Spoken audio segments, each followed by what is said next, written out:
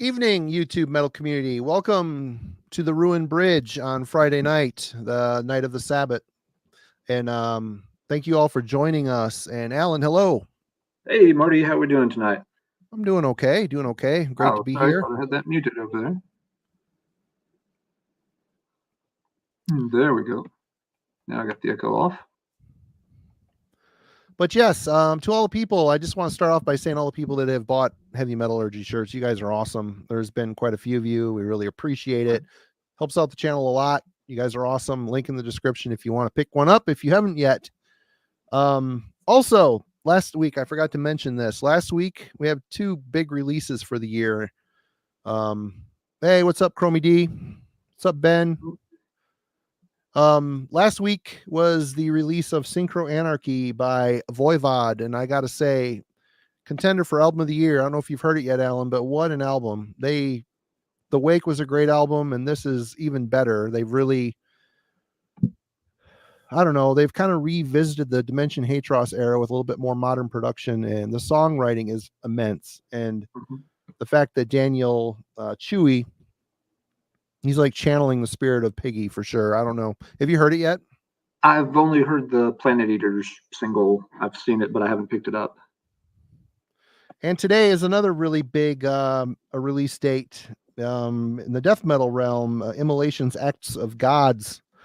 Listen to the album 3 times today, and I gotta say, another immense, beautiful piece of evil work by Immolation. You listen to that stuff, they just have such a distinct tone and the old school feel. They write death metal the way it was written back in the 90s, and it's really cool, really riff oriented, really strange and dark, polluted sounding. Yeah, Electric Banana, the new Immolation rules. I don't know if you've heard that yet either, Alan. No, I'll probably be looking for it at the record store this weekend if I can get over there. Yes, yeah, I've had it on the on my radar, but I forgot it was this week that it came out. So I'll see if I can catch up on that. I'm a bit behind on CDs right now, but I'll get there. Yeah, I've got both ordered here recently, so it's going to probably take a couple weeks before they arrive. But I've been spinning them on the Spotify and been enjoying them immensely. But that is not really why we're here tonight. We're here for some unfinished business, aren't we? We do. It's time that we had another meeting, a dangerous meeting perhaps, with a very special guest who we've had on before and are welcoming back yet again. Happy to have her. So, Marty, why don't you bring her on out? Melanie from Melanie Loves Death Metal. Folks, hi, Melanie. Hey, guys. Welcome. Hey, Melanie. If you guys are a bunch of slackers in the chat and watching, have not went and subscribed to her channel, please go subscribe to Melanie Loves Death Metal. She is, in the short time that she has started, she is crushing it. She's careening towards 2,000 people in a year, less than a year. It's kind of fucking bonkers. It's bonkers. Yep, it'll be a year in April, I think. So it's kind of crazy. Crazy. But thank you for joining us again. Like I said, we went through the King Diamond catalog last time and just felt like we had a little unfinished business. It seems like the rest of the King's career, maybe where he came from, would have been a suitable thing for us to do as well. Mm-hmm. And everybody, go ahead. Might be a little bit harder to talk about tonight because this discography is pretty, for me, it's pretty solid across the board. It really is. Yeah. So it was a little bit hard to determine what was my least favorite. I mean, not that hard, but it still made me feel bad to have to openly say that, I guess. I gotta say, for me, it's been a lot of fun. It's been a lot of fun revisiting some of these albums that I have spent a lot of time with over the years. Some more than others, but there's no denying the staying power of the classic era. That's kind of something I think we can all probably agree on. Our list, I'm sure, will reflect, but you know, who knows? Melanie might have Dead Again as number one. It's hard to say. Maybe not. Alan, how about you? Have you had fun revisiting this mess? Yeah, I have. There, some of the albums, of course, are in, rotation pretty regularly, but others I hadn't touched in a long time. And some I was pleasantly surprised to see, wow, these have aged really well. And I like them even more than I remembered. Some others have been kind of like, this one, I always knew there's something that this one bothered me, and now it bugs me even more. So yeah, it's been interesting being able to pin some things down in the past couple of weeks while I've been going back through the Merciful Fate albums in a little more detail and brushing up on them. See, for me, I was revisiting albums that I really liked very little when they came out. Actually liking them a bit more now after having many years of separation from them. There's been some songs that have been definite stinkers, but the album's more or less. I gotta say, man, I think there's 7 albums here, so it's obviously not as an extensive of a collection as the King Diamond solo career is, but I might like the collection of Merciful Fate albums a bit better as far as consistency and solid songwriting. But yeah, for sure. It makes me a little bit nervous for a new album just for that reason. It kind of does me too. But I will say, after King's heart surgery, his vocals have improved. I think towards the end, before he had the heart attack and the bypass surgeries, he was really relying on his mid-range voice, and he sounded just a bit tired, especially live, out of breath maybe. And ever since he's had the bypass surgery and like the live Blu-ray and all the other stuff I've seen online, he's crushing it. He's got the highs again. Granted, his wife is in for assistance on the backup vocals live and probably on the albums as well. But he sounds fucking great, and so I'm really encouraged. It's all going to boil down to the songwriting. But I do want to start off a minute here with a little bit of history. This isn't very extensive. They started in 1981. The only members in the band that were on the first demo that we will recognize was King and Hank Sherman. And there was a couple other dudes I never recognized. They put out 4 demos throughout 1981. And it wasn't until 1982 this is their first release. It's simply listed as Mercyful Fate, but it's widely known as the Nuns Have No Fun Ravon EP. It's got Corpse Without Soul, Nuns Have No Fun, Doomed by the Living Dead, and Devil Eyes, which are all songs that were lifted from their demos, re-recorded, and a lot of energy, really garagey sound. Excellent beginning for a band that would easily and quickly become one of metal's evilest exports from Denmark and Europe and anywhere, to be honest. But that leads us to the collection. Melanie, we might as well start with you. And usual disclaimers. We're going to rank these, going from our least favorite to our first favorite. And just because something is ranked kind of low on the list doesn't mean it's a horrible album or that we hate it necessarily. It's kind of a short discography for Mercyful Fate, actually. We've only got, 7 studio albums to compare? So, something can be in the top 5, but still have 4 albums ahead of it. And like Melanie said before, it's a pretty consistent catalog. There's some variation, but it's not one that's got like a ton of stinkers in it or anything. So it's going to be kind of, for some of these, for me, it's a little bit of splitting hairs to tell them apart. So don't kill us if we have something ranked low. It doesn't mean it's a bad album. It just means there's others that we like a little bit more. Thrash or be thrashed. I actually have the Black Rose, King Diamond Black Rose CD, and it's interesting. It's very keyboard centric. There's a golden earring covers and just a lot. They're very much a product of their time. And King, I think, was just starting to figure out the falsetto stuff, but obviously I did not pull Black Rose. That came before Mercyful Fate, but But anyway, Melanie. All right. Number 7. Probably not a surprise at all, but Dead Again. And this is fully, admittedly, because it's the first album without Michael Denner. And I think it's a noticeable difference. Yeah, I think for me, it's not a bad album, that's for sure. But something just seemed a little bit off with it. Maybe they didn't have quite as much steam as they had before. Didn't seem like there was much passion. Maybe, is that the right word? Is enough. I don't know. It just seemed a little bit off for me. It's not a terrible album. I will say, like, there's a couple songs on here that I enjoyed, but for the most part, this is definitely the one that sits on my shelf. And I can honestly tell you, this is the first time I've listened to it in I don't even know how long. Like, in terms of Mercyful Fate albums, King Diamond albums in general as a whole, this is probably one of the least ones that I even listened to. But yeah, I don't think anybody's really surprised. I think the one thing that I don't like about this album, just across the board, is that it feels a little bit more like a King Diamond album in that regard. Not so much the heavy metal Mercyful Fate sound. Maybe there's a little bit more theatrics on this that I wasn't that into. But in general, I mean, it's not an awful album, but it's just, it's not my favorite. And I would be okay if maybe they had never released it. But again, it doesn't ruin anything for me for the band. Okay. Yeah, that's well, I mean, Marty and I will discuss it when we get to it, but I think you're right, Melanie. A lot of folks are not going to be surprised to see that one here at the bottom of some lists. It's a very fair assessment, for sure. Alan, how about you? Number 7. All right.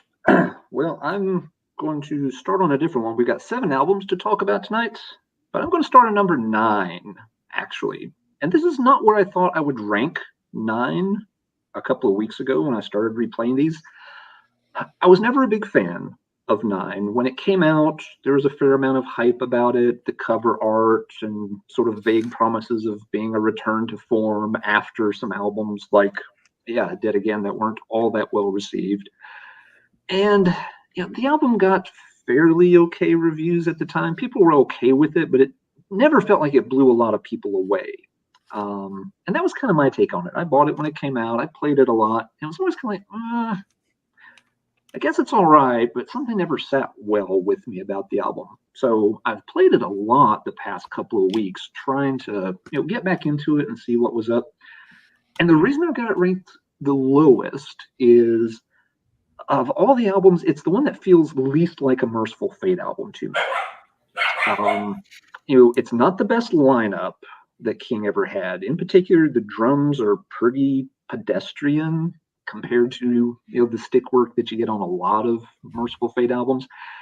And it kind of led to a lot of the songs on here have a very similar beat. It's very straightforward, pretty simple, mid-tempo. It's just got they just kind of a real pounding beat to them. There's not a lot of variation or changes along the way. And it's kind of the opposite of what I look for in Mercyful Fate albums. When you think of Mercyful Fate, you think of all this crazy good instrumentation where they can just turn on a dime, go in a different direction. And a lot of these songs on 9 just feel like they kind of put their heads down and they're just kind of chugging through it, sticking to this one main riff most of the time, which makes them feel kind of plain and interchangeable. And there's just lots of little things along the way that bother me. The very opening riff on the first track, Last Rites, it's got this weird little guitar tone, which is like wah, wah, wah, wah, wah, wah. And it's just a real kind of, it sounds slightly distorted, a little jerky. It's a weird riff to open up with. There's another strange riff, like around the 159 mark in that song, where it's kind of like this annoying alarm sound going off. It's just like, hey, it just sounds kind of out of place. You've got other things. King uses his higher vocals pretty sparingly on the album. It's there, he employs them, but not nearly as much as on other albums. It seems like he's really sticking to his more normal singing range quite a bit. And so, again, it kind of is like, where's that extra little oomph? Where's that extra dynamic that's usually here? It's worth pointing out, this comes at the end of a decade where King Diamond was churning out a ton of material. I did the math because, well, of course I did the math. There's an 11-year run from, from like 93 to 2002, where King put out 11 albums in 11 years. Wow. And this is, the only year that nothing was released was 95. But you had an album from both bands in 96 and an album from both bands in 98. And this is in 99. This is kind of towards the end of that run. And I'm not the first person to think out loud that King may have just really been kind of running out of gas at this point.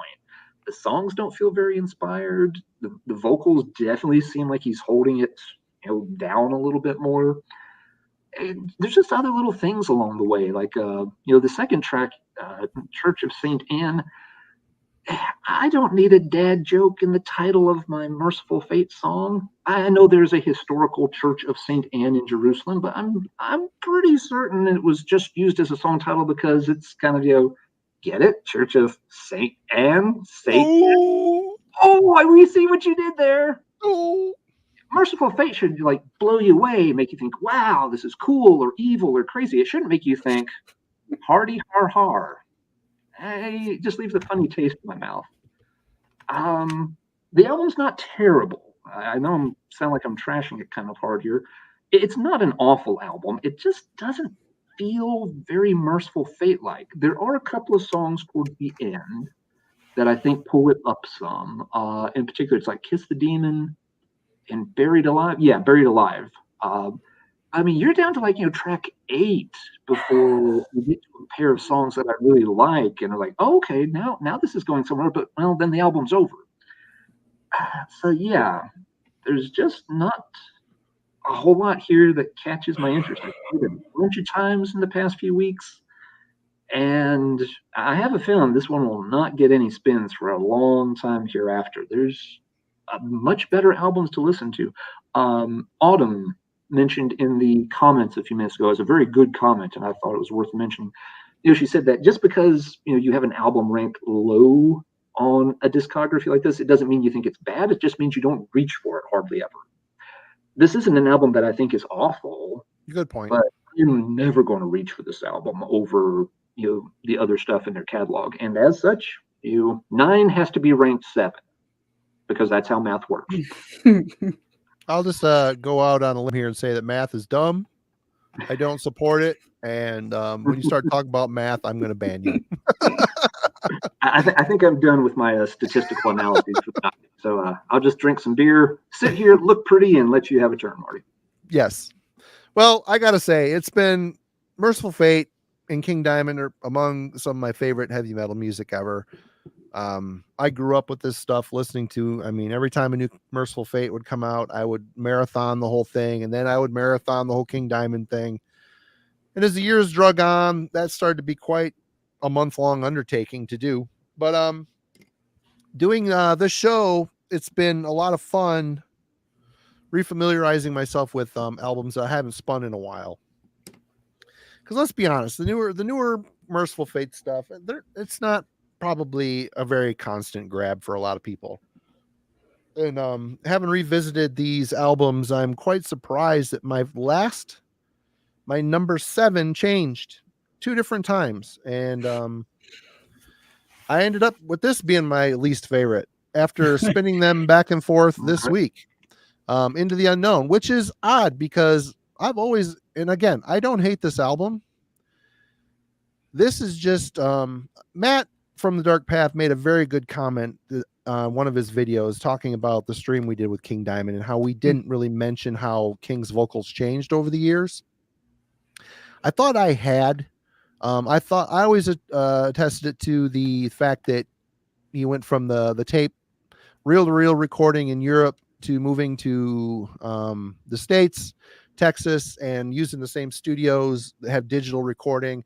I thought his vocals got a lot drier. And this album for me is a very dry vocal production. And I've often wondered, and it also carried over into the King Diamond collection as well. The later King Diamond albums, very dry vocal production. I always thought it was the recording, but listening to these albums this week in close proximity, I must say that it's King's interpretation of the music he is putting words over. The dryness is a problem, but when he is following a guitar riff, like an actual bluesy type of riff, which Into the Unknown, the title track alone, very bluesy guitar riffs, very cool, very catchy, but he tends to follow the riffs like this, and he follows them verbatim. but when the songs like go into a key, they follow a key as opposed to a distinct riff. It allows him to get a little more creative with his vocal patterns, and he often takes it higher when he does that. And when he goes higher, he tends to layer it, and that's when Mercyful Fate for me starts getting really special. When he's following riffs verbatim, the actual every nuance in the riff, the notes, the structure of the, what's going on, it is kind of soulless. And listening back to this album again, it is indeed very soulless. But there's some good songs on here. There's no, let me pull up the track list here a little bit. Uninvited Guest is great. Listen to the Bell. Dead Time. I mean, it's I'm looking. I like Holy Water as well. I do not. I think 15 Men and a Bottle of Rum is a throwaway garbage track that should have never been on the album. See, these later albums, there's always a track that sucks. I mean, it's just like, oof, that's tough. But Ghost of Change, I even like, even though his vocals are a bit whiny in that. There's some evil sounding stuff in Cthulhu, The Mad Arab Part 2. I don't know. It's a more or less a good album. I don't hate it. And like I said, I was really surprised to revisit it this week and realize that the album that I thought would be my least favorite ended up faring a little bit better than this one. But we'll get to that here in uno momento por favor. So you are back, Melanie. Yeah, that was my next one. This actually, it's interesting that I picked this because I'm such a Michael Denner fan. And oh my God. This is a Denner album. Yep. But going back and listening to this again today, it just, and if my wife is watching this, she'll know, because I was listening to it in the car with them. I kind of was just like, man, there's just no fire on this album at all. Like, he sounds so flat in this, like just not getting up, like you said, to those really highs where he layers in those high tones. And it just almost seems like they were bored when they made this album. Like it could have been maybe a B-sides album at this point. For me, I think the most disappointing part was the Mad Arab Part 2, because I loved the first song so much, and was very disappointed with this second part of it. And again, I think it's because his vocals, maybe if they were to go back and re-record this album, I don't know. Re-recording isn't going to change vocal placement. If he's going to fall into the same pitfalls, it's going to. So, and like a part of me was thinking, like, is it the production maybe that I just am not a fan of, or is it really just King's vocals I've seen? It's dry and punchy. Yeah. So that I went back and forth between that and Dead Again, because again, when I was younger, I probably listened to this a lot more than I would now. But listening to it now that I'm older and having other albums now that I'm more familiar with, this probably will sit on the shelf a lot longer than others will. I do have to say, add in here that Michael Denner and Hank Sherman remain my favorite guitar duo of all time. They are magic together. And this album, it still has some really great guitar, some great solos. I mean, I found myself, after not hearing it for a while, like humming along with the solos. I remembered them as they came up. I'm like, that's a sign of that's the Ace Frehley connection there for me. That's Ace Frehley, has never been a great guitar player, but I can hum every single one of his solos in every one of those fucking songs. And that to me is a good solo. And it isn't a million notes per minute, although that shit's cool, but I just love the way that Hank and Michael hook up and feed off of each other, and they write some really melodic, really passionate, great guitar solos, which is still evident on here. The songs, though, are like, Melanie, you nailed it. I mean, it's just dry and uninspired. But Alan, what's your number 6? My number 6 is Into the Unknown. And this is the one, if you'd asked me a month ago which was going to be my least favorite, I probably would have said this one. Actually, that's a lie. I would have said, wait, they made an album called Into the Unknown? Oh, yeah. I tend to completely forget this album exists, which kind of just reinforces what, Melanie and you just said, Marty. It's a really kind of flat album. The cover art is horrendous. I look at it and I see the artwork from, I just always think it's a copy of, the Beginning compilation. it doesn't even occur to me that it's a separate album. Yeah, the production, really kind of flat. It does feel very uninspired, Melanie. This is really where you're getting to the point you feel like they're just turning. It's just like, all right, we got 9 months. Churn out another album, get back on the road because I got a King Diamond appointment to go record for here at the end of the year. That he's just they get in this cookie cutter mode, and it shows that it doesn't have the same kind of fire or passion it should. The reason I did end up having it ranked one spot higher than 9, even though the songs really do lack spark, it does still feel more like a Mercyful Fate album in terms of assembly. It doesn't have that straightforward kind of chugging repetitive vibe that I got through most of the tracks on 9. 9 sounds much better in terms of production and such, but I don't like the way the songs are put together. This album, you're right, Marty, it's got some clunkers. It's 1996. We really don't need, the 90-second intro where we are going to corrupt the Lord's Prayer because that's so scary. If this were 1977. And you already did that on the oath. It's just like, come on, that's just, it's not even like funny, cheesy, cool at this point. It's just like, oh, come on. Once again, it's the kind of womp womp sound effect. And that's not what you want when you're listening to Mercyful Fate. And you get it a second time on this album when you get to Dead Time. Because it's a bedtime story, but it's dead time. And it's just like, it's facepalm time. Don't do that. Come on. King, you're so crazy with your words. You're crazy. Like, Grandpa wearing his plaid golf pants pulled up past his nipples is crazy. It's not the kind of crazy I want. But there are some okay songs scattered through here. Melanie, you're right. The Mad Arab Part 2 is not as good as Part 1. I still don't mind it as a closer. I think, again, the Holy Water, Cthulhu, the album closes with at least a decent pair of tracks. Ghost of Change is all right. Uninvited Guest is all right. So there are some okay tracks. But yes, there is the 15 men and a bottle of rum, which is more like 5 guys and no idea in the studio, I think is the real title of the song.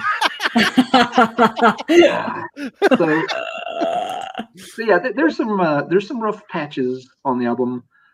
But again, at the end of the day, having rerun it several times in recent weeks, I'm like, it does still feel like a Mercyful Fate album. And that's more than I could say for 9 at the end of the day. So it got the nod over 9, but it's close. These bottom 3 for me, like you said, Marty, you kind of changed your picks a couple of times. I could reshuffle these bottom 3 and not lose any sleep over it.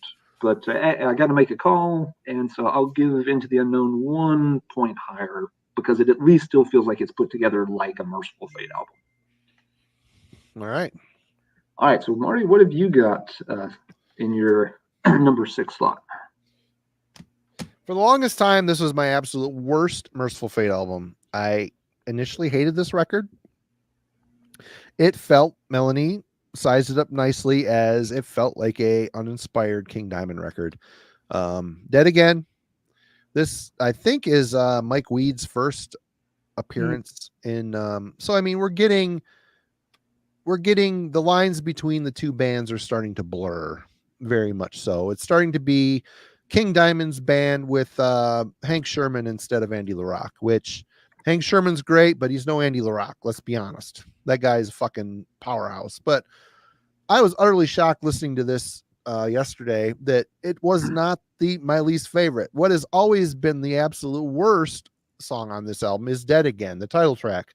What a stupid fucking song. Stupid fucking song where he goes on and on about the orchestra and different crazy vocals. It's almost like a reprise of The Graveyard. It's like the characters of The Graveyard were still in his head and he was trying to act out something, and it's a long, boring song. I will say Torture, The Night, I don't know, the Banshee's a good song. There's some good songs on here, and it fared a lot better than I hold up a lot better. I think what always really permeated the suckage that permeated for this whole album for me was Dead Again. That song is so shitty and so embarrassing. I hit it every time in the track listing, and it just negates everything that came before it.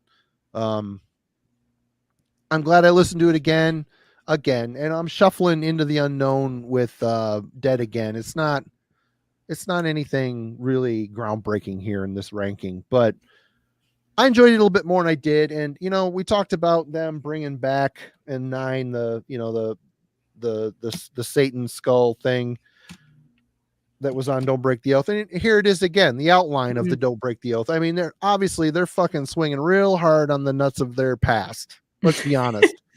They're trying to get any little scrap they can to get people to come around to. I mean, what year did this come out? This came out in 98, which, let's face it, a lot of people's attention turned to Norwegian black metal. What was going on? Granted, that was starting to peter out maybe a little bit, but bands like Emperor and Satyricon and were evolving and moving forward and gaining tons of fans, playing big, humongous festivals. Mercyful Fate had the nostalgia factor, but they really weren't following up with really fresh songs that dripped with that ancient evil atmosphere that the early catalog did. I mean, it's kind of hard to fuck with the classic era, but I applaud them for trying. There's some good songs on this album. It's not in the top. There's just no way. It can't happen. Melanie. So my next one is 9.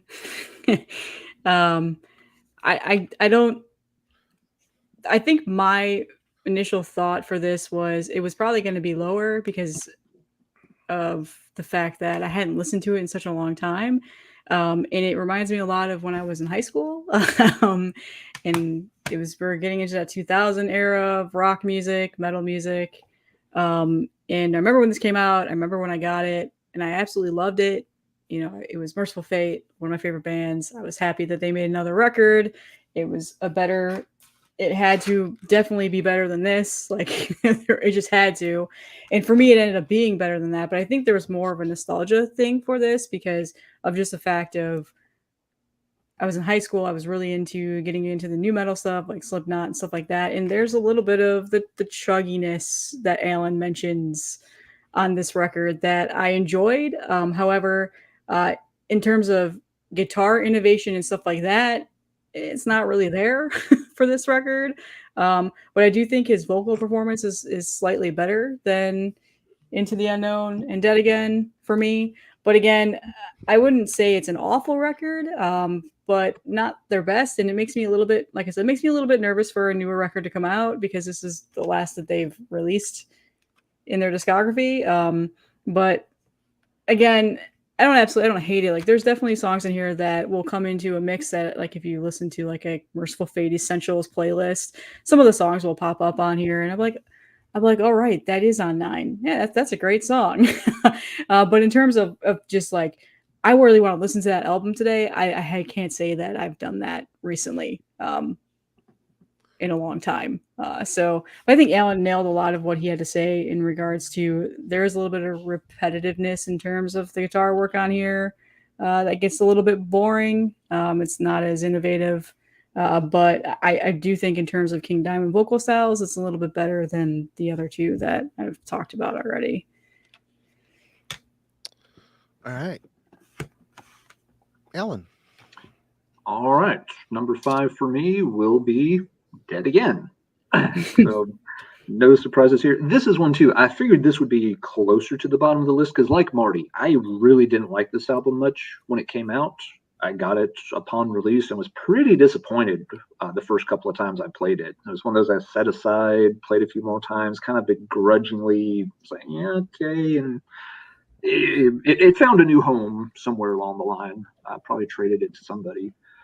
But replaying it in recent weeks, it's like, okay, it's not as bad as I made it out to be back in the day. It still has all the problems. You're both exactly right. There are issues with this where it does feel kind of flat. This is where, this could have a King Diamond logo on it. You could play this for someone who's just new to the bands and say, hey, this is one of the King Diamond albums. And they would probably not question it at all. And yes, Marty's right. The title track is just atrocious. It goes on ever. It makes no sense. It's just a complete off key singing in the beginning is terrible. Yeah, nothing about that song works. No, it just does not. But other songs on it are okay. Yeah, the opener, "Torture," is a pretty good track. I don't mind like "Lady Who Cries," "Banshee," "Mandrake's" all right. Yeah. Overall, it's none of these are really going to be classic must-hear Mercyful Fate songs for the ages. But other than the title track, nothing feels like it's a real clunker either.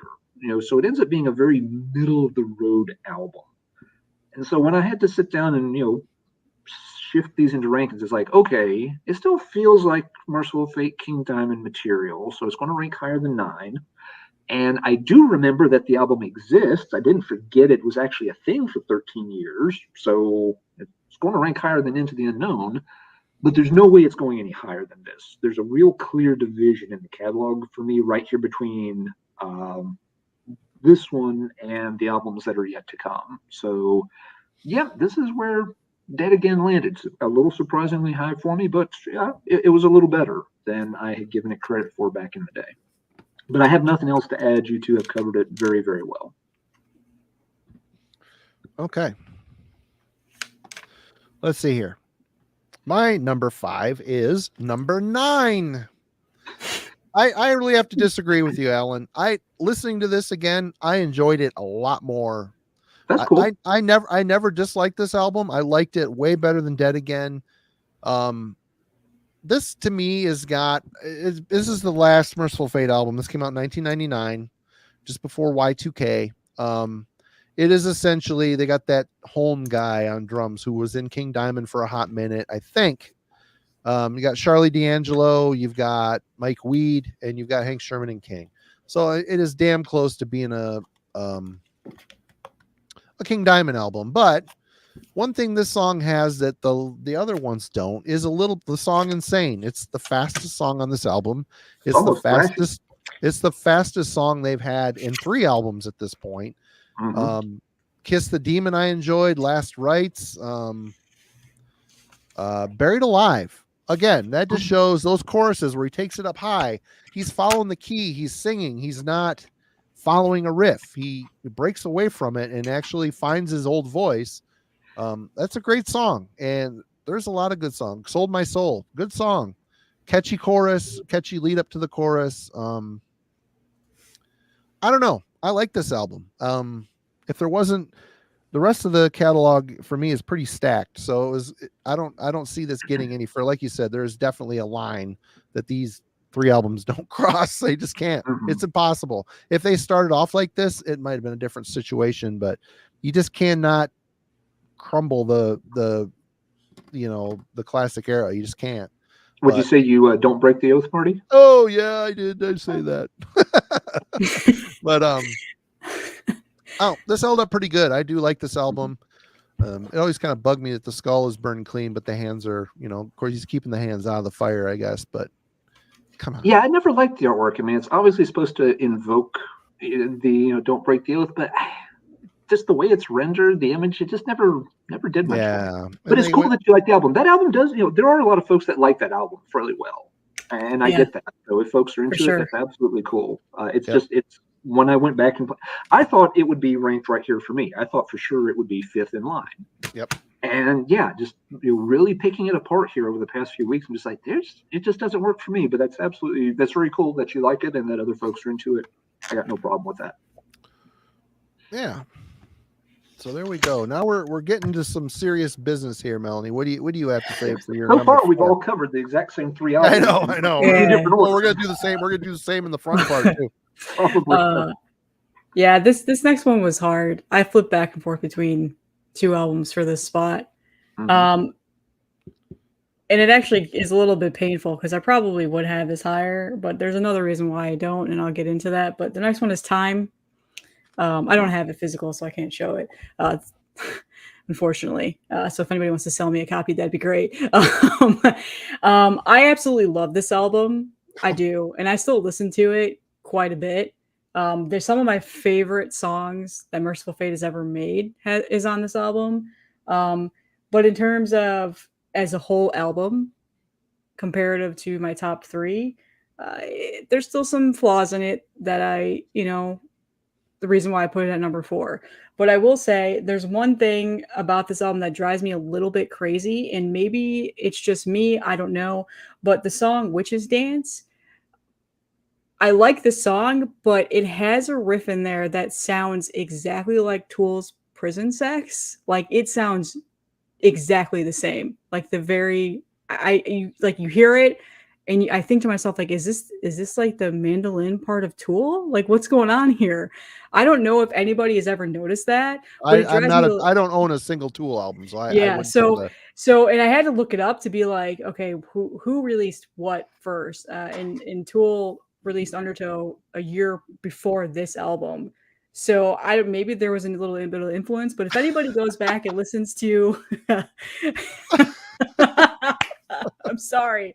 Yeah, I'm telling you, go listen to that song and then go listen to Prison Sex and Undertow, and you'll hear it. It's Maynard's vocals matched up with like the little mandolin guitar part in there. Um, that's the only thing that drives me just a little bit insane, but I don't hate it. But I do love that song. My favorite song on the album is The Mad Arab. I love that song to death. I don't know why. It's different.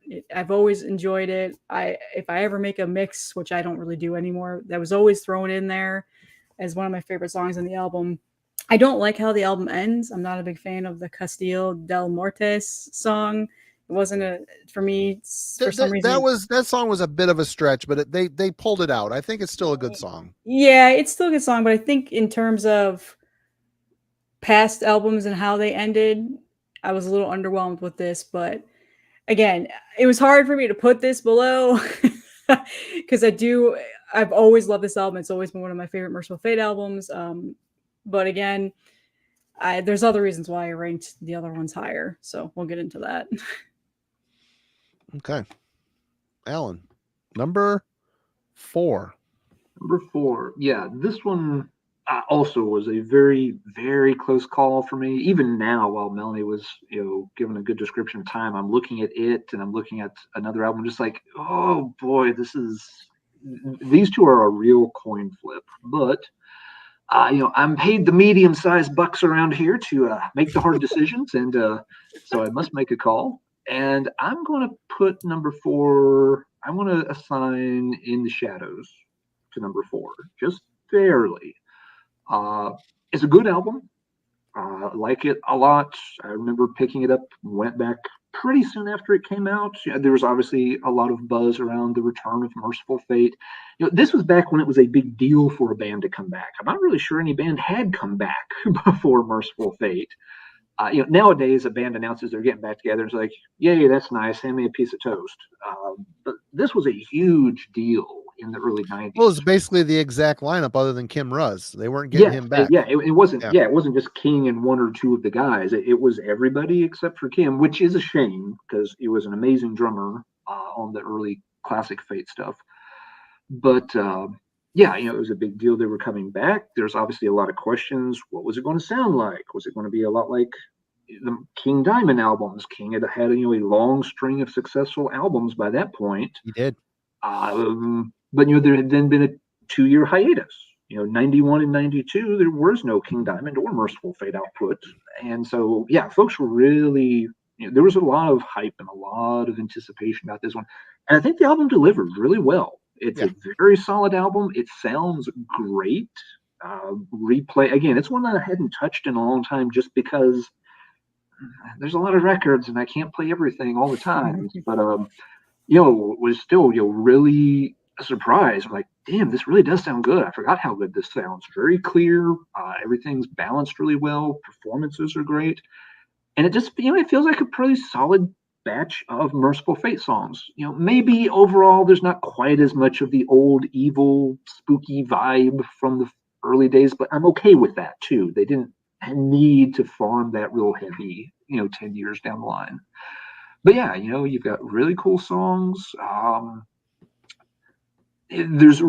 ranking this at 4 instead of 3 for a specific reason, which like Melanie, I'll get to that when we get to the next round. But there's not much to complain about here. Room of Golden Air, the instrumental, it's not bad. It feels a little odd. So I like it. I don't dislike it. It just feels a little weird in the running order. But I'm not a huge fan of most instrumentals, so it's probably the keyboard line in that does put me in mind of King Diamond a bit. Some of the King Diamond instrumentals had that same keyboard sound. That's a connection, but it's still a cool song. Maybe it's that. It's cool that they redid Return of the Vampire since it wasn't on an official album, back in the day. At the same time, I don't have a problem with it being on there. It's in a funny way, almost like having the cover song at the end of the album, though. It's kind of like, oh yeah, and here's the one throwback number. It's not bad. But yeah, overall, really strong album. It's held up well over time, and this album now is it's pushing 30 years old. This album is 29 years old. Jesus Lord, I need a drink. This album's 29 years old. I swear I'm not that old. But yeah, good album. Could easily move up to number 3. There's one thing standing in its way, and I'll talk about that here in a few minutes. Yeah. Well, my number 4 is also In the Shadows, and okay. Man, I suckled from the teat of the hype machine on this. I was so excited for one of my all-time favorite bands to get back together, and this album really did not disappoint. It's really a great album, but for me, the album really doesn't start to get truly great until the 4th track, Shadows. The 1-2 punch with Shadows in a Gruesome Time. Both of those songs have the old feel to me, whereas Egypt, I mean, that was a hit single. It's a good song. There's something about it that bugs me a little bit. The Bell Witch, it was more about the story and less about how the words fell into the song. It kind of, the Bell Witch strikes me, makes me feel the same way as like 2 Minutes to Midnight. People love that song. I love that song too, but it's never been it took me a while to warm up to it. And the Bell Witch is the same. The Old Oak, kind of the same thing. He's going through the stories, but 13 Invitations, Shadows of Gruesome Time, 13 Invitations, Room of Golden Air, Legend of the Headless Rider, Is That You, Melissa? It's just a really strong album, a good comeback. Timmy Hansen on bass, rest in peace. Cancer sucks. What an amazing bass player, always was. I mean, you listen to that early Mercyful Fate shit, his bass lines are fucking awesome. It really brings a really strong presence to these songs, a nice counter harmony or whatever the fuck you want to call it. Just they really poke through, and no, I love this album. And again, Alan's right. There was an album that was standing before it that I just could not. I thought this would rank higher, to be honest, but listening to everything again this week, it is the way it is for a reason, I guess. Melanie, you're up. Is that you, Melissa? Oh no, wait, sorry. I thought my wife wanted something. Her name. Oh, and before I get off of this album, Thrash or B Thrash said that Lars Ulrich played on, and I said no, it was on the Return of the Vampire CD. You're right, Thrash or B Thrash. I'm wrong. Yeah, Lars Ulrich plays Return of the Vampire on here, 1993. That might be on the Return of. I don't know. I could have been wrong. It's on Return of the Vampire as well. Also, okay, yeah, but it's also considered. So I wasn't wrong. Track. I wasn't wrong. It's also considered a bonus track on In the Shadows. Okay. So, well, my next one is In the Shadows. Right on. And pretty much everything that you called out, Marty, is why I absolutely love this album. And the way I thought of it today, for me, because I had a hard time picking this in time, and which one would go ahead, is that if I had to choose between one to never hear again, similar to what you and Alan have done in the past, which one could I not live without? And it solely was, I would be okay with never hearing Time again, because In the Shadows has some of my favorite Mercyful Fate songs that I would be really sad if I never heard again. And one of them is Shadows. I love that song. Great song. It is it gets stuck in my head for days. And I'm always humming it whenever I hear it. And I love that song. And I really do love The Old Oak. It's a 9-minute song. It's got some very proggy elements to it. It's got a story. It reminds me a little bit of a prog song, and I've always really loved that about this. It was different. I think they tried to be a little bit different with that song. And I always loved that song. I always loved The Bell Witch. I thought Egypt was a really strong song to start the album. But I think the one thing that I love the most, and this is just simply nostalgic at this point, is That You, Melissa. It was a follow-up song to Melissa. Yeah. And it didn't disappoint me like the Mad Arab 2. It didn't disappoint me like Abigail 2 for King Diamond.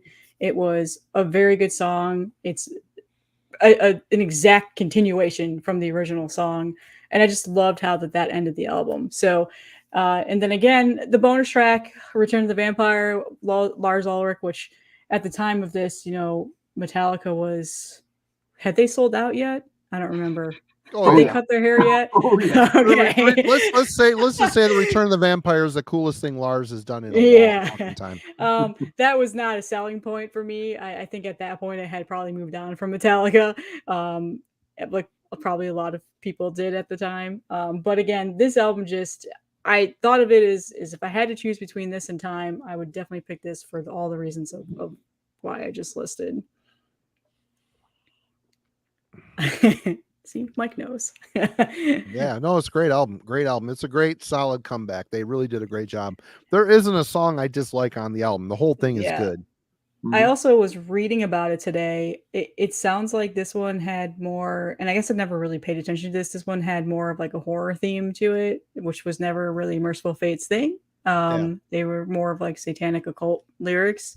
I guess I never really paid much attention to it, but the album cover does remind me of King Diamond. The album cover is definitely the best album cover they had done post. Yeah, reunion. For sure. Definitely the best artist. Somebody made the comment earlier that, their 90s catalog, the cover art did them no favors. I mean, they didn't need it to sell the albums, but boy, I mean, for being a big band on a big metal label throughout the 90s, they were really scrapping through the leftover bins when they were picking artwork. It's kind of a shame they didn't get better cover images. I mean, it's just weird. Yep. All right. Who is next? Alan's next. Ooh, what you got? I'm next. Well, gee, as if nobody can guess. Number 3 for me, well, it's Time to pick Time. This one I'm a little surprised ended up this high, but revisiting it really has held up incredibly well. As much as everybody was really hyped up about the release of In the Shadows and all over that when it came out, this album completely went by my entire region of the country. I didn't even know this album was released for like more than a year after the fact. I remember I was doing field work out in Colorado with some folks, and we had a couple of hours off one afternoon. We'd gone into town. There was a little record store, and flipping through, it's just like my buddy man was just like, "Hey, you ever seen this Mercyful Fate album before?" I'm just like, "No, what is it?" And we literally, he's like, "It says it came out in 1994." I'm just like, "Oh." I have no idea how we missed the release of this album. It was pre-internet. There was not a lot of metal, magazines or anything else circulating in the corner of Ohio back then. So I was late to the party when the album came out.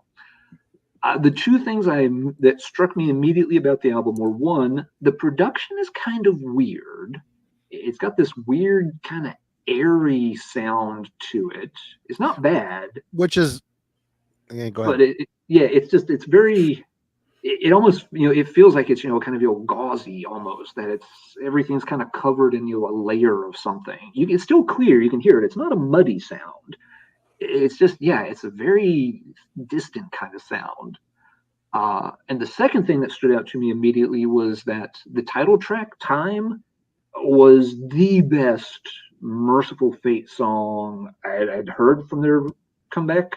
It's a really great song, and it is the best song they did in the 1990s for me. That one song alone is what got this ranked a spot higher than In the Shadows. This is a great track list overall. I like Angel of Light a lot. Melanie's right. Mad Arab is a really good song that's on here too. There's really nothing bad on here. And this album, they very much still feel like, they've got the spark. And even though the production is, a little unusual, everybody is still, really firing. You feel like, they're in that fully creative mode. Everything is just clicking really, really well. And, but yeah, it's an album that's kind of got lost on my shelves over the years. So, when we talked, several weeks ago about doing these albums, like, okay, yeah, I haven't played Time in forever. What else is on there besides the title track that I really like? And turns out, well, all of it. So, yeah, it's right there within the Shadows. The difference being for me that the one song, that's the one song I would pick from their 90s discography. If I've got to have one track, it's easy. It is the song Time. It's just incredibly well done. It's a little different from standard Mercyful Fate songs, but in a good way. It's extremely memorable, catchy, but still really just feels like an instant classic. So, yeah, even though kind of missed it when it came out and haven't played it enough over the years, I've got no problem giving it the number 3 position here tonight. Right on. And I will say mine is also Time. And it came this close to being my number 2. I waffled back and forth. Because my number 2, I've got some problems with the album. But this album, Time, when this came out, I loved it. And putting it on again this week, I sang along with the whole thing poorly, mind you. I sang along poorly with the whole album. There really isn't a song on here I dislike, but if I had to pick a least favorite, The Preacher is not high on my list. The Mad Arab, I like it, but it's not an amazing song. For me, Time, absolute, like Alan's completely correct. Classic song. Lady in Black, he sings in the higher register for a lot of it. And I will say a lot of these choruses and the layering of vocals on this album, more so than any other of the reunion, is almost playful. It seems like he had time and inspiration in the studio. He layered the vocals, and it just, and that sound that you said, this to me sounds like it could sit with the classic era sonically. It isn't, they haven't produced all the life out of the album yet. That sound you're hearing, it to me, I translate it as atmosphere, which yeah, that's a good way to describe it. The early stuff is completely, bloated with atmosphere. This, is more of a modern production, but it still has that spirit to it. My Demon, great song. Afterlife, and this album is also set up a lot like In the Shadows. You got Nightmare Be Thy Name, Angel of Light, and Witch's Dance. Nightmare Be Thy Name and Witch's Dance, I believe, were the 2 singles off this album. Witch's Dance, I love that song. I don't know. I did not. Is that the one you said sound like Undertow, Melanie? Yes. Yeah. See, I see. You didn't have to ruin it for me. I didn't know that. This is why it's important to never listen to Tool, boys and girls. Yeah, that's why I don't. Yeah. No, I got nothing against Tool. You know what, Rick? My falsetto when I was younger was actually pretty fucking cool. I could actually sing along with King Diamond, but after years of cigarettes and chew and whatever else crap I put in my body, that ship sailed and sank. But this album is great. I love it. I love the cover. I love the simplicity of it. I wish I could go on and on about how good this album is, because it really is a good album. It deserves to sit amongst the early era for sure. The songwriting is good. They, like Alan said, they sound inspired on this album, and King sounded inspired. He really stepped up to the mic and played.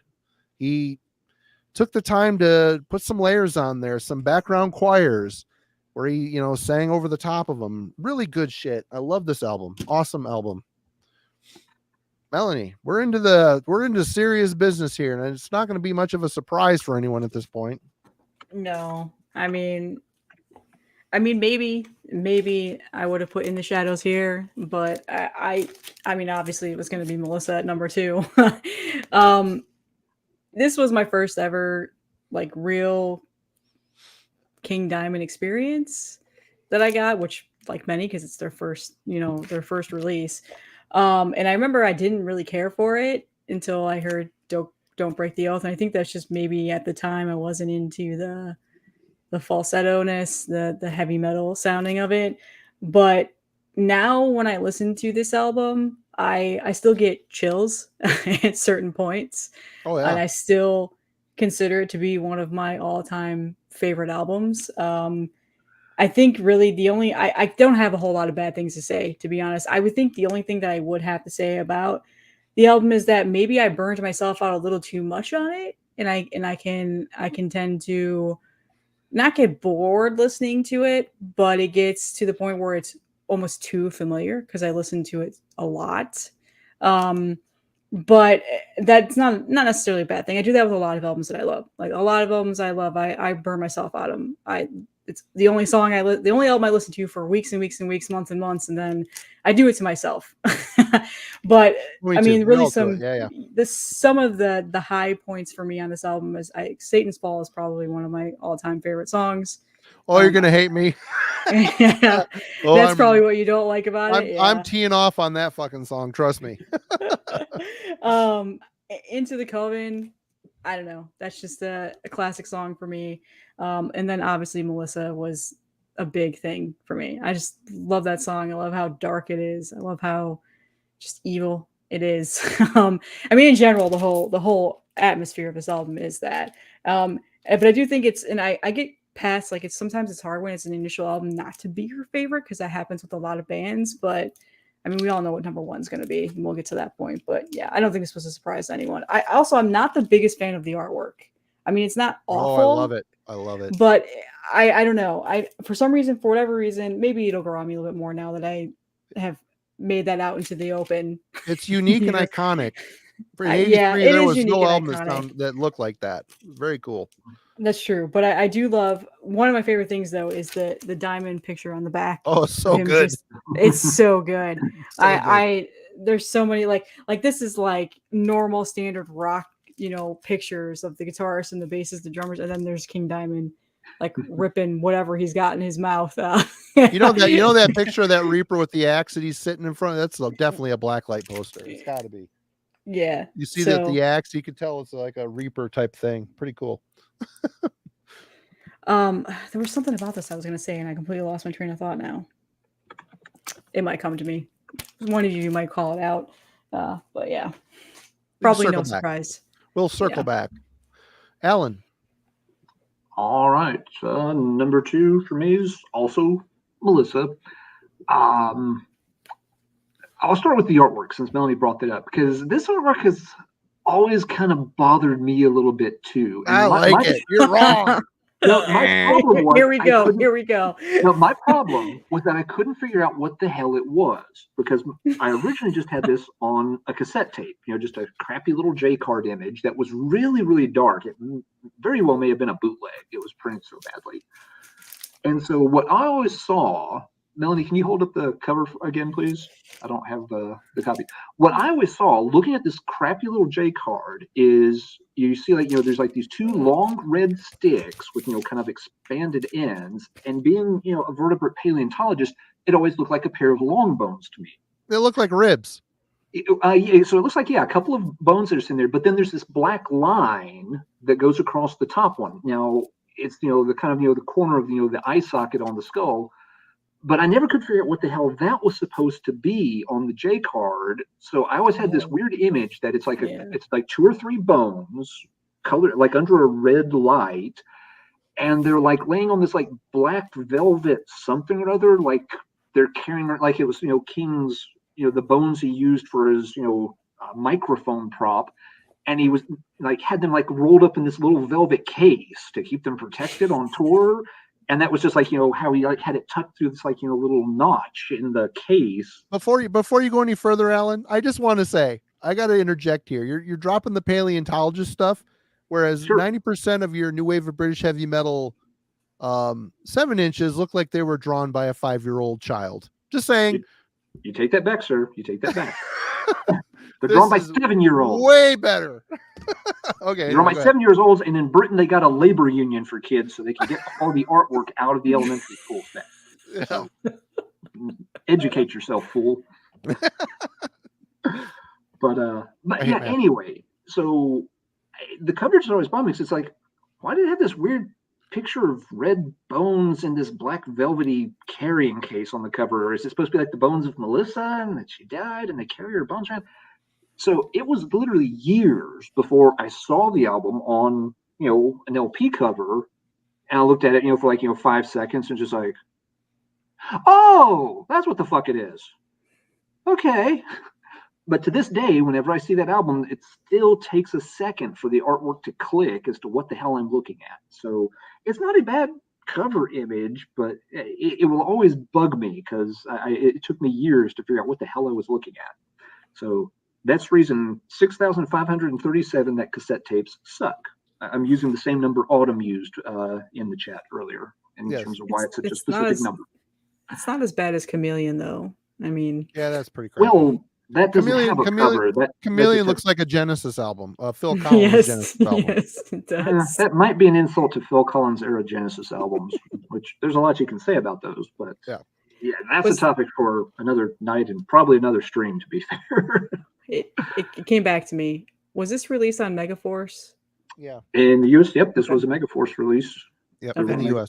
There was a Megaforce pressing of it. Yeah, and actually Aaron was asking a minute ago in the chat if anyone has compared the versions of Melissa on the Megaforce and the Roadrunner pressings. So I'm guessing there's something different there. I have not played them side by side. So mine's a Megaforce. I don't even know what mine is. I'll go check in a minute once I pass priority here. Anyway, on to the music.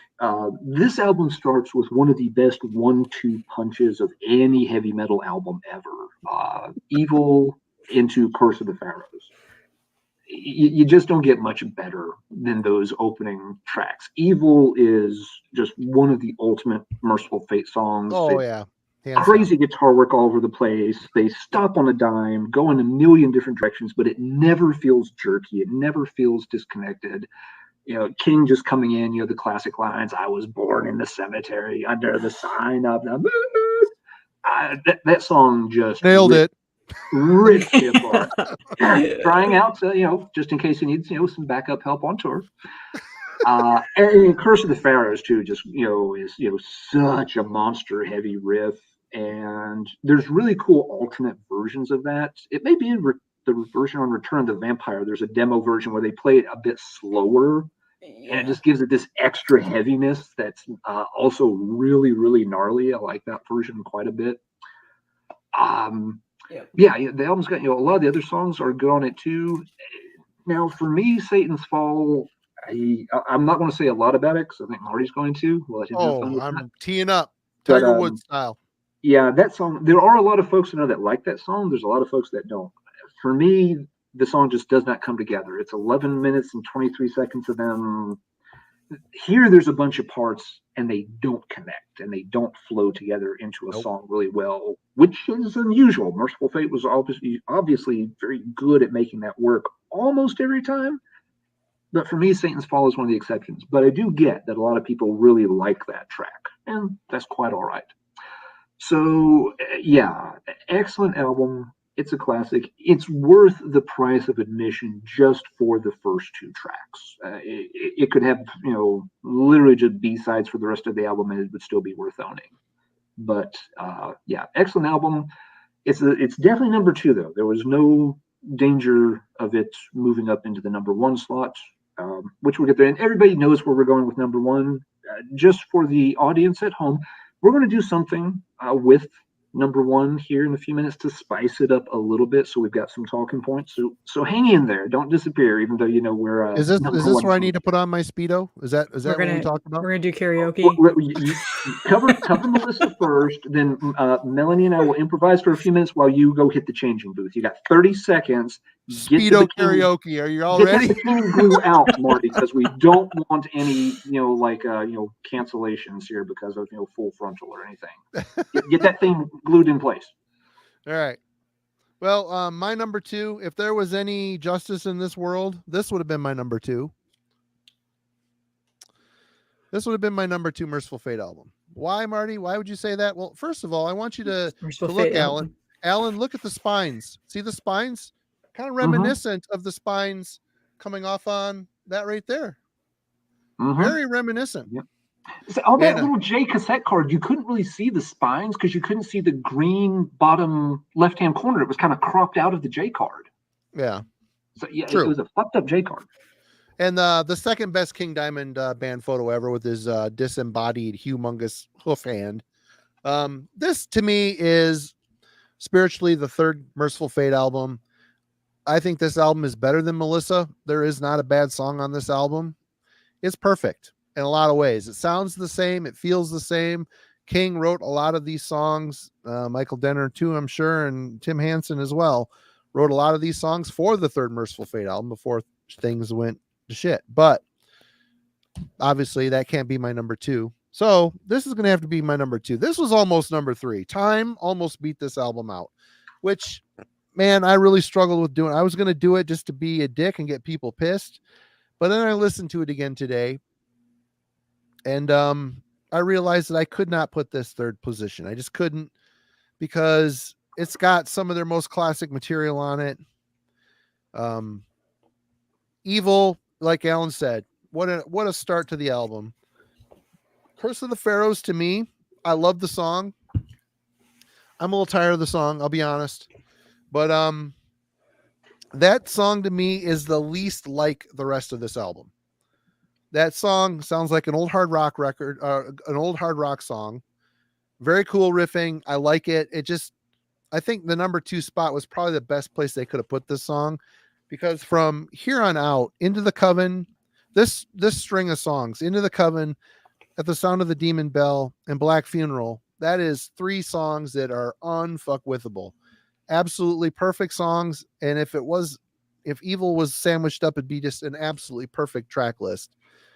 Great stuff. Classic Mercyful Fate. At the Sound of the Demon Bell is probably my favorite song on this album, which is, I know, probably a weird thing to say, but there's something about it. It's intense. I love it. For me, you look at side 2. There's only 3 songs on side 2, and it is mostly eaten up by the giant turd that is Satan's Fall. Yes, I'm sorry, I'm saying it. That song is a turd. I'm sorry, Melanie. Why is that song a turd? Let's get into that. Why that song is a turd. If you were to break that song apart, there is a full album's worth of material. The start of a full album's worth of material there, where the true Satan's Fall, it begins and ends with the same theme, the same riffs. And that to me seems like the core of Satan's Fall. The rest of it, every time there's a change, after every phrase of music, everything drops away and the guitar plays a part to introduce the next riff, which tells me they said, we're going to write the longest song in the world at this point.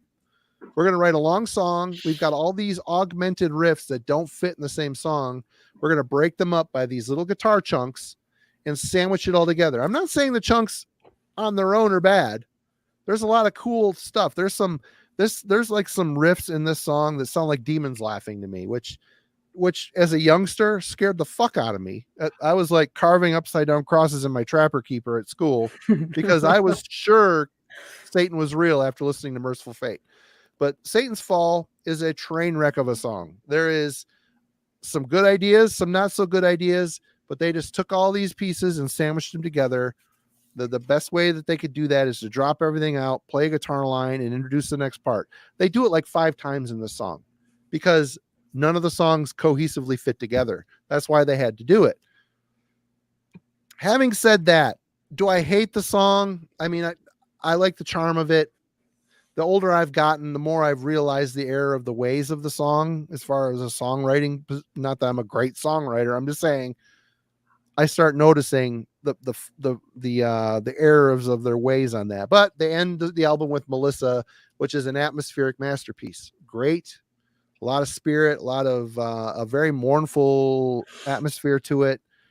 And you got all these killer metal fucking poses on the back. And then Hank Sherman here in his Hawaiian shirt and his shitty Fender fucking Stratocaster. I don't know, man. I know it. I heard that Hank was kind of freaked out by some of the satanic shit. and that was one of the reasons why the band kind of fell apart at the end, because he wanted to do more commercial shit. But I mean, I love this album. I could not boot it out of the number 2 position, even though I came this close. Time was almost my number 2, which I'm sure would have, there would have been a posse formed. I would have been drugged behind a horse probably. But Satan's Fall, I can't not dock the whole album for it. It's not a good song, and it eats up a lot of time. But other than that, great album. I would just like to point out Mike Seatown has forever ruined Evil for me. What did you Probably say now? everybody. Does that sound like Tool too? No, it sounds like Eye of the Tiger, which I don't know if I've ever really noticed that until now. Don't say that. Oh no. What did you do? Can we fit the lyrics to Eye of the Witch into the theme of Eye of the Tiger and put it all into the beat of Evil and just make it work? Right? I'm trying to. I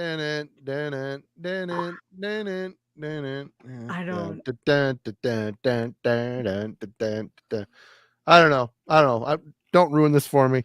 It's like the whole Ruptured Imperialence riff at the beginning of the song Ruptured Imperialence on Symphonies of Sickness. My buddy, like, just he's like, that sounds like the Banana Fana Fofana song. And I'm like, you motherfucker. He was right. So yeah, so that Ruptured Imperialence Forever sounds like the Banana Fana Fofana song to me. Thanks, Jason. Fuck you, Jason. Anyway, yeah. So yeah, Melanie, you're back. What's your number 1? Well, I think we all can just hold it up. We might as well. What I comfortably am going to say, probably one of my top 3 favorite albums of all time. Still to this day, after all these years, and probably one of the best album covers of all time. Just simply iconic. It's hard for me to even describe how happy this album makes me without just jumping up and dancing and singing to it every time I hear it. And there are songs on here to this day that I hear new things on, and I'm like, oh, I never noticed he sang that high. Like, he was really high up there for that song. Oh, his falsetto was super high when he was younger, for sure. Gypsy, my God. Just in that song, like towards the end, he's like screaming, but perfectly screaming. Like, it's really, really high. And just by the time that song ends, I'm just like, my God, what did I just listen to? Like, to ever hear that again, no one will ever be able to do a song like that again. The King Diamond just is phenomenal in that song.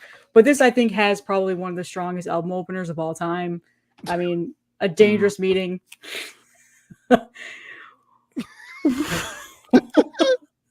Treble. Oh boy. The guitar sound never bothered me on this, Ash, to be honest. I don't know. That's interesting.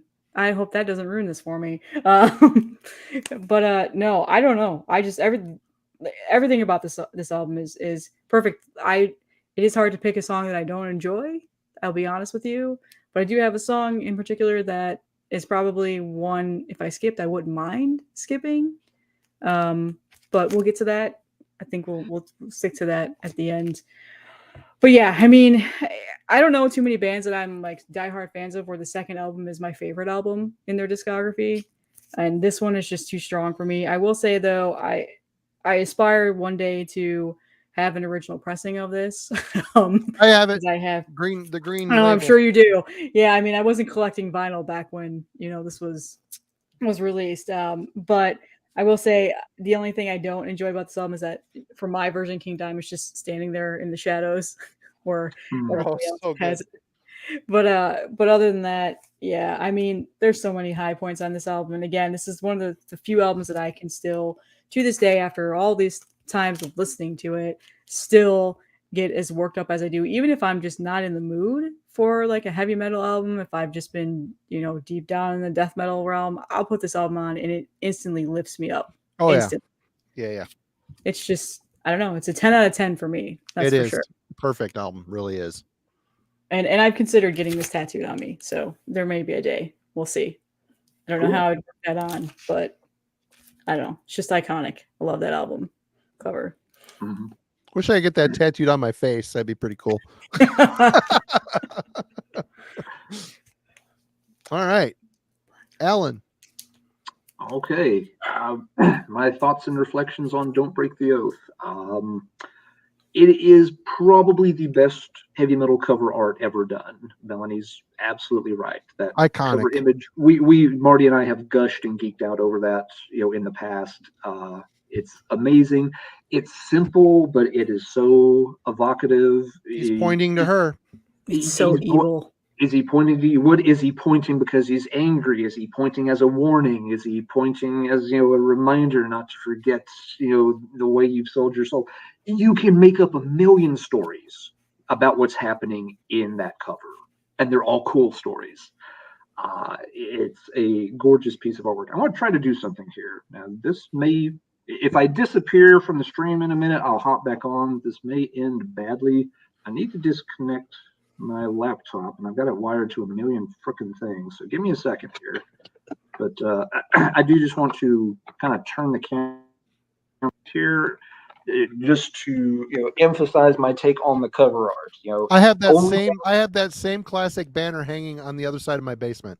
The exact same one. My ex-wife watched it and it ripped, but I taped it up and it's still fine. Yep. It's the only banner I have hanging up. I got it way back in the 90s sometime. It's one of the, get this tilted, it's one of the few albums I've got hanging directly over my desk here. You never see it because it's always up above the computer, but that's the cover from an original press up on the wall. So yeah, it's the only album, it's the only thing I've got two images of hanging up in here. Some other bands like Kira Thungle I've got more than one image up for, but it's different albums or different eras. But yeah, Don't Break the Oath is on my wall twice. That's how much I love that art. All right, we'll see if it's working here correctly. I think I managed to stay connected without blowing up the internet. Yay, me. Let's see. This album was my first exposure to early Mercyful Fate. I'd heard In the Shadows and Time actually before this one. Wandered into local record store one day, really cool record store out in Lubbock, Texas, and the owner would put some of his old personal collection out on the shelves to slowly sell off, and I bought a lot of that man's records over a 2 to 3 year period. Wandered in one day and he had a picture disc copy of this sitting there. I'll show it maybe in a little bit. I think we're going to show a few vinyl items here and there in just a bit. And it's just like, oh, that's cool. Never have come across an original of that. Bought it, took it back to dorm room, had a shitty little box turntable, Sears and Roebuck kind of thing. Put it on and just say, that first little bit of, guitar sizzle leading into a dangerous meeting. I could literally feel the hairs on my arms standing up. I'm just like, oh shit, this is going to be good. It goes, for a minute, you get to that point where they just stop, and King's just like, they're going to get themselves killed. Wah, wah, and they just blow over the top of that. And I just lost my fucking mind. I played that song over and over and over and over. Just lost my fucking mind to that song. And the rest of the album just follows suit. You're both exactly right. This is a 10 out of 10. It is an A+ album. A++. It's hard to do those album ranking things. It's easily in my top 25 albums of all time.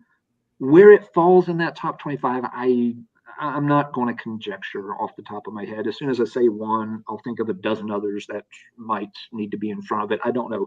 But it's a top 25 kind of thing. It's everything about this album is amazing. The performances are just mind-blowingly good. Not just King's crazy vocals and not just the amazing guitar tandem. The rhythm section for this thing is just insane. The way that Hanson is, and Kim Ruz is a very colorful, busy, but tasteful drummer. Really good. Yes, he's kind of a Bill Ward kind of drummer. He's doing all this cool little shit, but he's keeping it in the lane at the same time. In the pocket, yep. Yeah, he doesn't need to be out in front playing lead drums, and that's all you can hear doing his own thing. No, he's driving that song along but he's got a million little parts that he's doing the whole time with it. It's a milestone in heavy metal. And Melanie, that's a really good point. It is the second album, and yeah, the old adage of the demo is always better, and the band goes downhill from there. No, Mercyful Fate went from strength to strength. Yeah, and it's what would have happened if they released a third album? What if they could have kept it together and could have followed this up with something? It's one of the great tragedies that they didn't get to back in the day. They did. It's a different lineup. I mean, while it kind of sounds like it, it's a different lineup. Mickey D was a good replacement for Kim Russ. And Andy LaRocque's an amazing guitarist. It's a good lineup. Andy LaRocque is a way better guitar player. It's not the same guys. What would those 5 individuals have created on album number 3? It wouldn't have been Fatal Portrait. You have to keep in mind, King is a very big. He is a songwriter in this stuff. He didn't. Right. I mean, but there would have been. It would have been different than it. We don't know. We'll never know exactly what it would have been. It might have been close to Fatal Portrait. It might have. I don't know. We'll never know. It's a real shame. They went out on such a high note. At the end of that classic era. But I have gushed about it enough. So, Marty, what is your relationship with Don't Break the Oath? Well, this to me is the album. This sounds to me, this is the sonic embodiment of the Satanic Panic. This is all the scary stuff online on the TV, religious channels were calling for, evil heavy metal. And I listened to this album and I can, in my head, see cobblestone streets at the beginning of October with leaves falling from the trees, blowing across the streets. This album feels like Halloween, like what in my head Halloween should feel like, olden day Halloween. This to me is it. it speaks to me on a primal level. I don't know. It takes me back in time, and to a time I've never lived, but how I would imagine it would be in my head, and after reading crap in history books. And I don't know, they just did something amazing on here, and I can't overstate enough how Hank Sherman and Michael Denner, this is the apex of their creative union. The solos on here are absolutely amazing. The songwriting, the way they built the riffs, how they layered the guitar parts to come up with a main line is amazing. King Diamond's vocals are off the charts, high end, high up screaming, and his lyrical concepts on here really, I mean, the back cover alone, where he's emerging from the Satanic Church on the stage, the lyrics completely fit the whole theme of the band.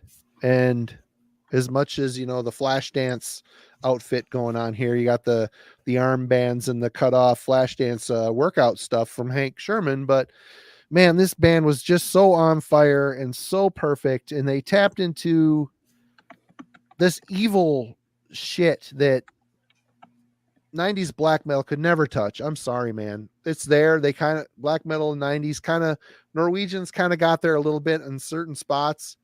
I think they were more so indeed than music, but this here, like I said, my Trapper Keepers were forever fucked with all the little symbols I was carving on them. Man, there's a 10 out of 10 record. Not a bad song on here.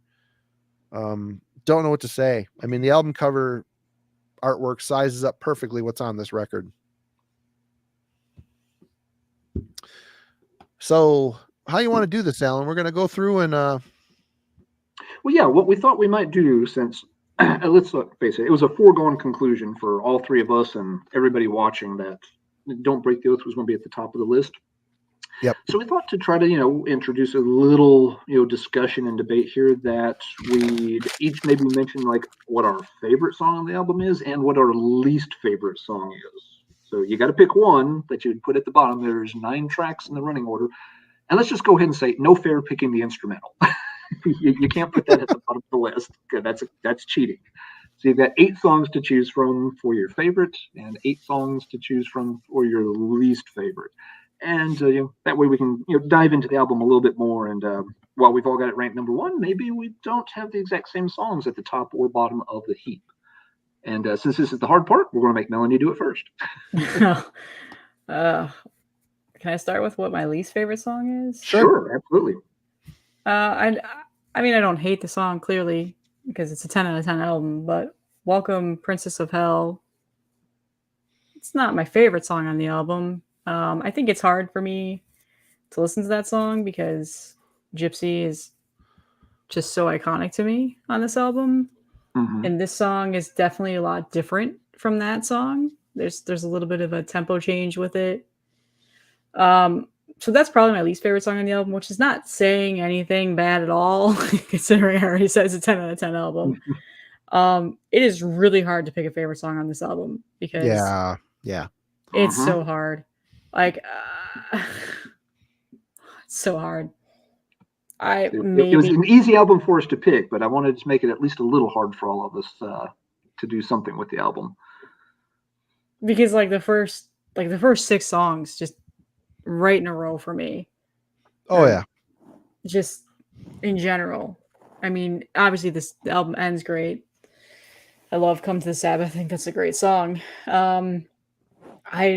Maybe Desecration of Souls, maybe, because that's the first Mercyful Fate song I heard, really. A Dangerous Meeting is so hard not to say because it just gets you so amped up when you first hear it. I just love how almost soulful sounding King is on that song. But it might be Gypsy. That's my favorite song. I just love the way he is on that song. Just how it's such a short, it's only a 3-minute long song. I mean, that's pretty short compared to other songs on the album. But in those 3 minutes, I don't know, it just blows me away. And maybe it's because it's a Denner Diamond album. They wrote that song together. But it's just it starts and it just the way it builds up on that song, it always gets me. I don't know, something about that song I just absolutely love. Maybe that deep cut of that album that I love. But again, it's so hard to pick a favorite song. I mean, any given day, I might change my mind if I go and listen to it tomorrow. I struggled with this when we talked about it. I kind of lost a little bit of sleep. It's like, I don't know if I can pick a favorite song. This is going to be really hard. It is. It is a hard one. Yep. I'm interested to see what folks are picking in the chat here too while we struggle with it. Nightmare. I know. See, that 1-2 punch, the first song and then the second. So hard. It's so hard to pick a favorite song on this.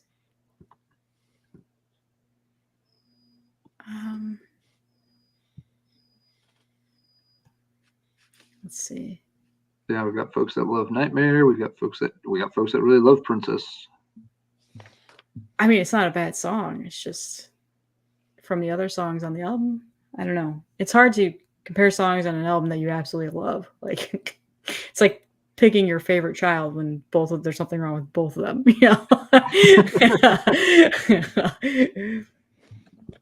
I'm just looking through the lyrics here, and one thing is very noticeable. One thing to point out: a lot of these lyrics aren't super rhymey, which, as King adapted more of a concept album, conceptual story theme, he got real rhymey, and that shit kind of bugs me a little bit. But I forbid you entrance here. You step on hollow ground. Don't you see this chapel? Shut up, hold your tongue. They must rest in silence. It's the rebirth of the unborn. Tonight is the night. I mean, nothing there.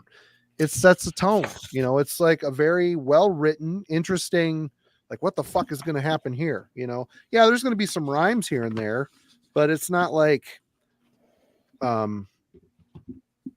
later King Diamond and later Mercyful Fate. He got real rhymey. Anyway, you're up, Alan.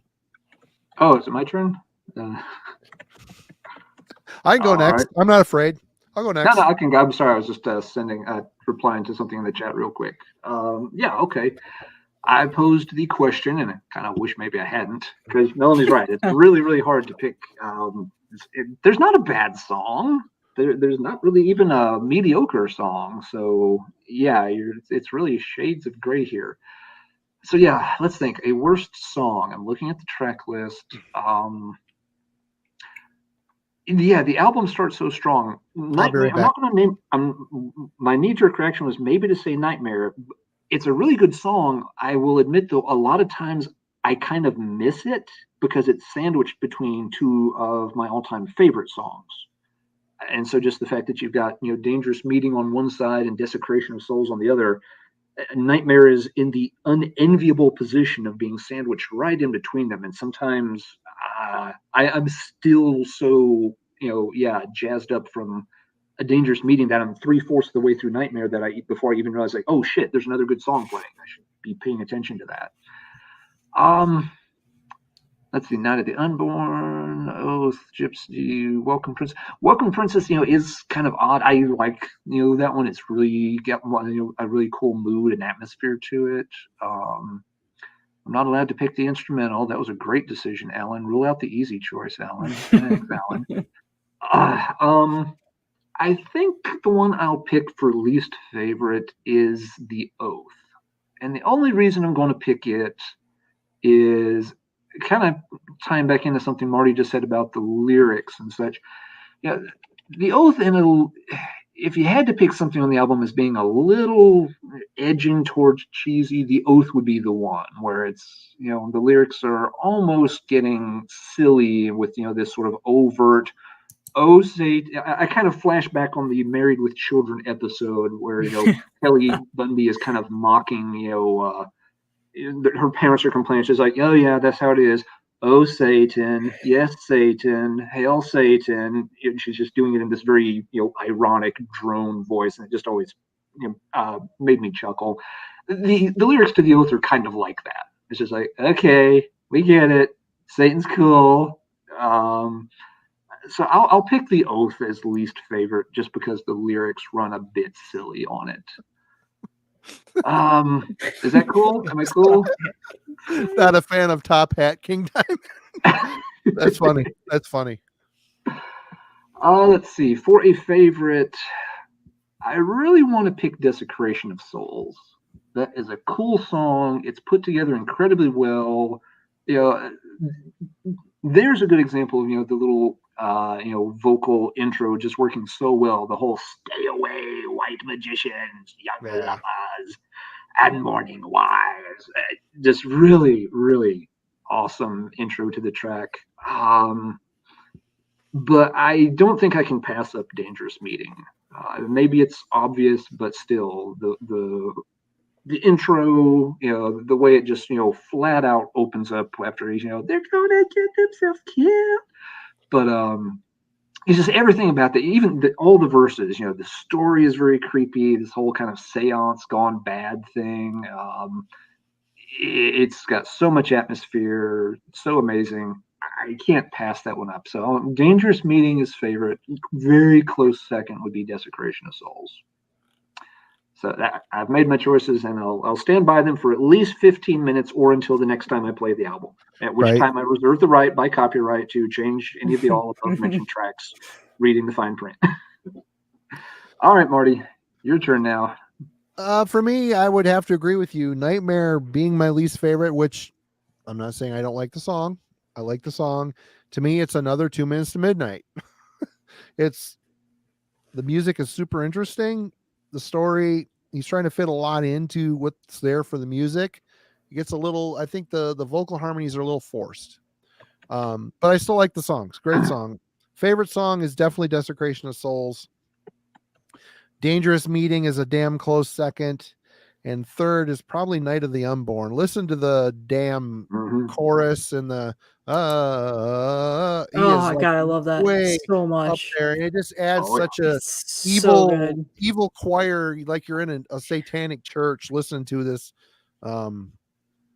screwed up choir, methed out choir singing this shit.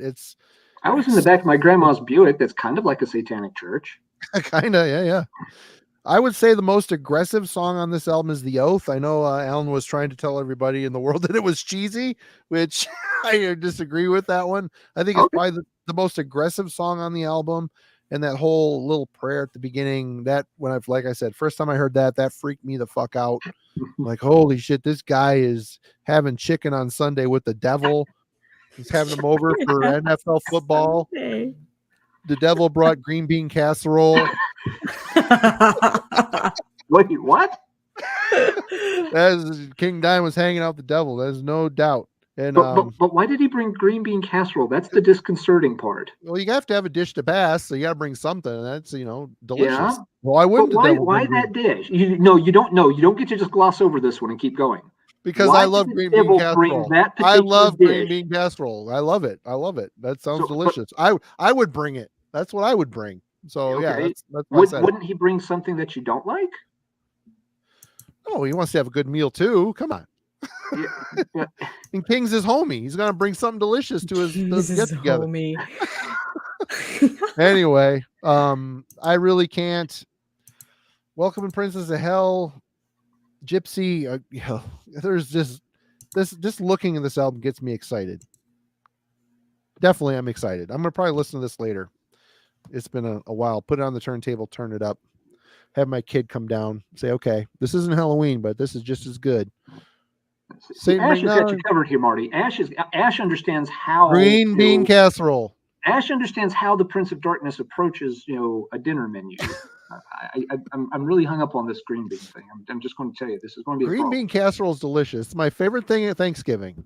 I didn't say it wasn't delicious. I'm saying, why the fuck is the Prince of Darkness bringing a goddamn vegetable dish to Sunday dinner? Because it's versatile. It's versatile. You could put green bean casserole on mashed potatoes. Have you ever done that? Oh, that's for the win. That is for the win. I wish it was Thanksgiving tomorrow so I could figure this out and see if that's true. Shouldn't he be?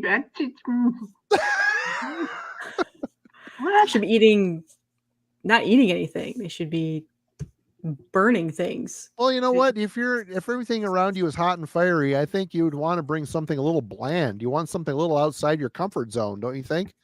Something, that would appeal to other people that you're going to King Diamond's house.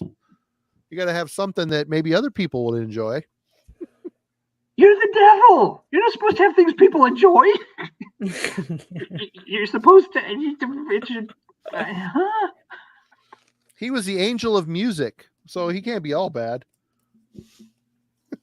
Why green bean casserole?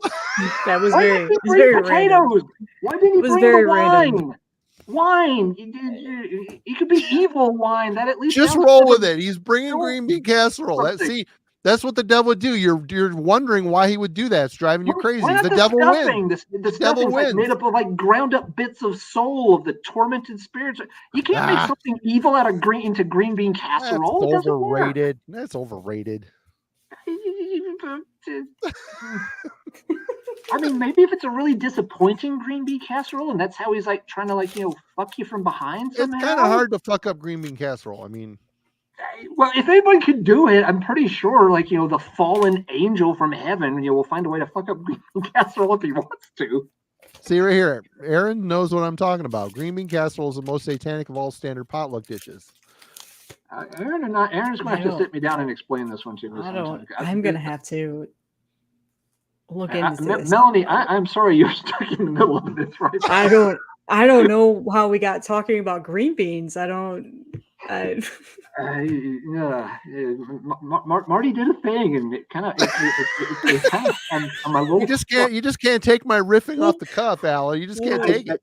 But the problem is I'm gonna listen to this song now, and that's exactly what I'm gonna think. See, now all the lyrics to the Oath for me should be replaced with his King Diamond's fettuccine Alfredo recipe. I swear in the name of the spatula and the oregano and the Parmesan. I tell you what. We're all professionals here. I want to set this aside. We're going to get back on track, because otherwise this is not going to go well. We're rapidly barreling off, into banjo music territory. We're going to get back on the pavement and drive this bus somewhere. So, Melanie, I'm counting on you to help us regain some class and composure here. Do you have any stuff, any Mercyful Fate stuff from your collection you want to flex on? I've got a little teeny stack here myself. I mean, all of my stuff is represses. I mean, there's nothing. I have, the standard represses that came out recently through Metal I Blade. kind of wish I had that Return of the Vampire repress. That's kind of cool. This actually is probably my favorite one that I got, simply because, the artwork is fantastic. I just love it. Mm-hmm. But and also I think, is this the one? Wait a minute. Is there a paleontologist full pause on that cover? Let's look at it again. Let's glance it over real quick. That's pretty much a vampire. The perspective of that claw seems kind of in the background. I don't know if that's really. that's called artistic license, Martin. That's acceptable. Okay. I might bring Satan to dinner. That's why he wins. People be like, "Why the fuck does Satan bring green bean casserole?" He'd be like, "Yes, yes." So oddly enough, I have more King Diamond stuff than I do Mercyful Fate, and I think because of that is for a while these were hard to find. They hadn't pressed them. They're still expensive. A really long time, and then Metal Blade's been doing this thing lately, which I appreciate. Is they're repressing all of these albums that I was never able to get on vinyl, which is cool. And I've been snagging them as they release them. I hope that they start to do a couple more. I think there's a couple King Diamond ones they still need to redo that with. But yeah, I grabbed these. These are like within the beginning. But I think this one probably I was most excited to get because, sorry, YouTube, I hope you don't get docked for this album cover. I think this is probably one of my favorite album covers, ironically. Like, it's just so evil and sinister. But mostly for the images on the background. Her hair is perfectly styled, too. Do you notice? Her hair is perfectly styled. Yeah, it is. Very nice. But yeah, I don't have a whole lot of that. It's mostly represses. Unfortunately, I started collecting vinyl like 12, 13 years ago. So I don't have a whole lot of first presses unless it's something that's come out within the recent 12 years. But yeah, you guys probably have a lot more flexes. And then obviously the two albums I'm missing are Time and In the Shadows. For whatever reason, I never got those on CD. It might have been around the time when I wasn't collecting. There was a little bit of a lull there where I wasn't buying physical media. Oh no. Alan just can't let this go. He doesn't like the fact that Satan brought green bean casserole to the fucking potluck. I am listening, and Melanie's got some cool stuff she's showing off. So no, everybody ignore the very angry broken man over here in the chat right now. Yep. Yeah, those are really nice, Melanie. I haven't gotten any of those recent ones, but they look so nice. Yeah. They sound nice. Yeah, they sound good. And I got them for retail, which were like $25. Nice. Right when they first were pre-orders, but now I'm seeing like if you try to find them, they are expensive, and it blows my mind. It's crazy. Yeah. The retail value on repressings like that.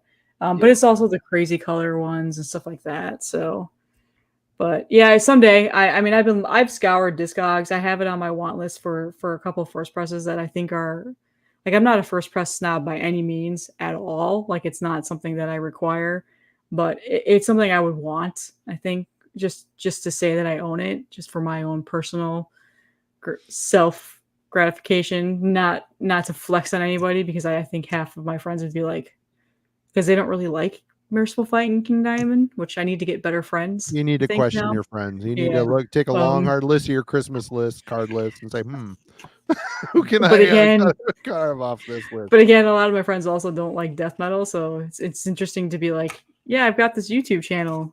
I don't want you to subscribe to it, though, because you probably won't appreciate it at all. So don't even watch it. Right. Well, how about you, Alan? What have you got? Show us some flexing. I'm sure you probably got some of the similar things that I do here. Probably so. I'll go through stack pretty quick. Let's see. We've got the beginning collection, the old Roadrunner press. So mine's a cutout Camelot Music. Mine is a cutout too, I believe. I think there's a hole punch in it somewhere. Yep. But it's a nice enough collection for some of the old material. I think I showed this last week. This is one of the. There were three releases in the later 80s on a little label called Satan's Nightmare that were called fan club releases. Yep. They were always considered sort of semi-legit, but sort of semi-bootleg. I know King considers them bootlegs. I've heard of people asking him to autograph these, and he won't do it. He's like, I'm sorry, I will not autograph bootlegs. So he does not consider them official. But anyway, there were 3 of them. This picture disc has a live recording on one side, and the other side, which has a really badass picture with King with no makeup on the back. And this has demos from the early days when they were just starting to come together. I've always wondered why the crosses were normal size. They didn't have the upside down crosses on them. True. But then the other one on Satan's Nightmare, now this one, same cover picture, but this one, both sides, is just full of old demos. And there's a lot of really cool takes on here. Some of the songs, different titles early on, very different arrangements, but they're still well done. It's a really good lesson if folks are really into older Mercyful Fate and want something that's a little, kind of getting below the surface a bit more. This is a very good collection to pick up. And these actually aren't that expensive. I've seen these at record shows in recent years for, $50 or less. Or, something pressed 35 years ago, not bad. The third one on Satan's Nightmare, had that image, but not on a picture disc. And this time, both sides are live recordings. I'm sure it's got the details on it somewhere. I don't remember off the top of my head. But there's the Satan's Nightmare logo. So, yeah, those were kind of, the 3 classic bootlegs for a long time. Other stuff, just kind of quickly, here's the old picture disc Megaforce version of Melissa. We've got the old Roadrunner pressing of Melissa. The picture on the inner sleeve, again, one of the pictures of King without makeup, which always kind of surprised me they had that one on the release, even though it was the inner sleeve. Let's see. This is a green combat pressing. Yep, I have that one too. Too. The cover is up on my wall, so it's just in the plastic there. See, I could never do that. I couldn't separate the two. That is just sacrilegious. When we moved in here, I wanted some cool stuff up on the walls, and what better thing to put up than some album covers? True. Here is the Megaforce picture disc for Don't Break the Oath. I always liked that fact that was orange. I mean, that's one of the few times where the smaller cover kind of worked. I don't know. Yep. Yeah, Megaforce did a bunch of these, and they always kind of put the full album cover in there instead of cropping it. But it always usually had an orange border around them, and some of them look better than others, but it looks good on this one. So that's that. A few different versions of the Nuns Have No Fun EP. This is a picture disc. Now, this is a bootleg. There was no picture disc released back in the day. This picture disc was made around 2002, 2003 timeframe. So it's about a 20-year-old picture disc pressing. You've got the Rayvon. Now, this is the second pressing of it. It's got the black border. Yeah, that's one I have. I have the around second the edge. So it's the second pressing with the black Thanks border. to you, I have a complete set. You gave me you had that spare lyric sheet, and mine came without one. So it's supposed to come with a lyric sheet, which I have a lyric sheet in the first pressing, which has the white border around the edge instead of the black border. Maybe the black one didn't have a lyric sheet. No, they both did come with lyric sheets. Okay. Yep. No, yours is right. And the last thing is a 7-inch picture disc. Megaforce did just a couple of these for a couple of bands, and this one has Black Masses and Black Funeral on it, which was done as a 12-inch single as well. I don't have the 12-inch one, but there's a little classic Mercyful Fate vinyl for folks to check out. Marty, I know you've got some stuff I don't have in the stack, so let's check out what you got. Well, I've got the 2 Satan's Nightmares, the Curse of the Pharaohs, and the live set, Live from the Depths of Hell. Very cool. You got the Lord's Prayer in here. Ray Harp Sidrol. He says the whole Lord's Prayer backwards on the live. It's kind of cool. These are all very cool. Of course, the beginning. Second press of Nuns Have No Fun. I think this is Megaforce pressing of Melissa. OG press of the Don't Break the Oath. And then Alan has the 7-inch. I have the 12-inch of Black Funeral and Black Masses. Pretty cool. This is the under one flag pressing. Or I'm sorry, Music for Nations. Duh. Very cool. And I've got this weird bootleg LP picture disc from their reunion. Let's look at the edge of the you can see the edge of the paper in the picture disc. It's really shittily done. This is cool. Mercyful Fate live in 95. Basically, it's all old stuff. Oh no, it is not. Intro, The Oath, Nightmare Be Thy Name, The Bell Witch, Is That You, Melissa, Curse of the Pharaohs, Dangerous Meeting, My Demon and Evil. Limited edition picture LP only for real maniacs. And CDs, this is kind of a weird promo sleeve gatefold thing. It's got Nuns Have No Fun and Evil, which was another Danish band. I always heard that King Diamond was in this band, but I don't think that was true. But you listen to them, there's some similarities there. You can kind of tell. Mm-hmm. Yeah, they're definitely it's a cool little EP, and they definitely have a Mercyful Fate kind of knockoff thing going on, but it works. They're not bad.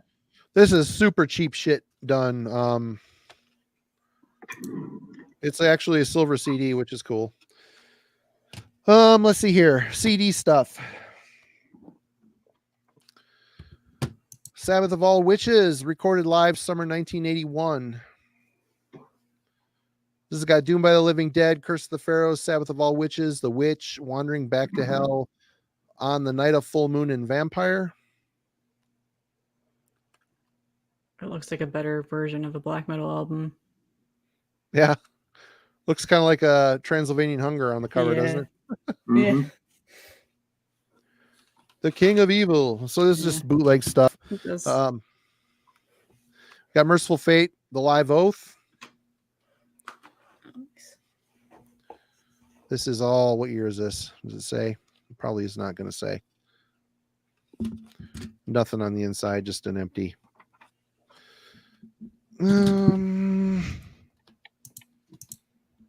What stuff is on here? Is That You, Melissa? This is when they got back together. Moby Dick, drum solo, the Mule, My Demon, Satan's Fall, Come the Sabbath. Got the Bell Witch EP. 6 songs. We've got the Bell Witch and Is That You, Melissa from In the Shadows, and then the rest of it's live. Return of the Vampire, OG Press, Road Racer, sorry. One thing that's on the Curse of the Pharaohs that fan release bootleg is that Mission Destroy Alien song. What a weird song. Another bootleg, Mercyful Fate, Shadow Knights. This is old. These songs were taken from very early live performances, and the sound quality is not good enough for an official release. You should not own this unless you are an extreme fan of the primitive and unpolished days of the band. So yeah, a lot of early stuff here. Here's the track list. I've seen that before. Yeah, it's been a long time since I've seen that. That image. I wouldn't be real surprised if Bill Zebub didn't release these. Oh man. From the Grimoire of Exalted Deeds. I might have bought this from him if I remember right. I don't remember. And then, leading on to more, you got a couple tributes. Tribute to Mercyful Fate. This was put out on Still Dead Records. Equinox, Soilwork, Deceased, did Doomed by the Living Dead, Memory Garden, Acheron, Mortiscald, and another tribute.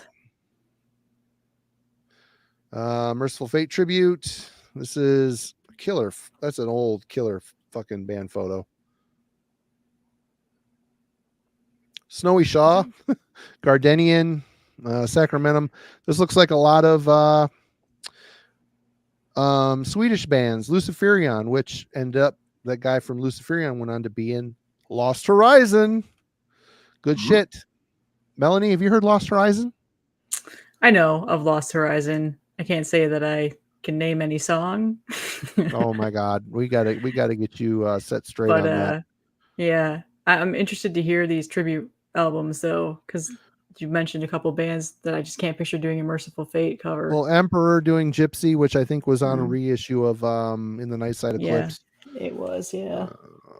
Withering Surface. Well, I can't read because I'm going blind. Misanthropy, Dimension Zero, Immolation doing Satan's Fall. Oh God. Dark Tranquility doing Lady in Black. Deceased doing Nuns Have No Fun.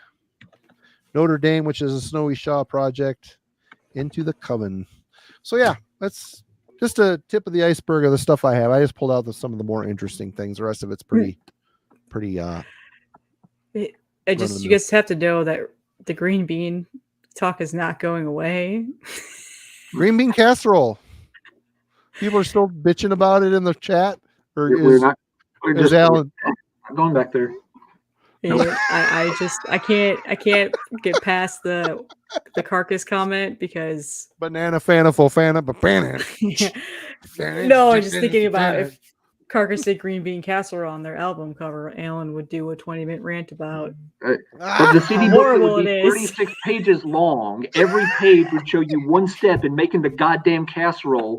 They'd have the recipe, but the instructions would be all fucked up out of order, so you could never make the goddamn thing. Oh, that's why we pay you the big bucks, Alan. That's why we pay you the big bucks.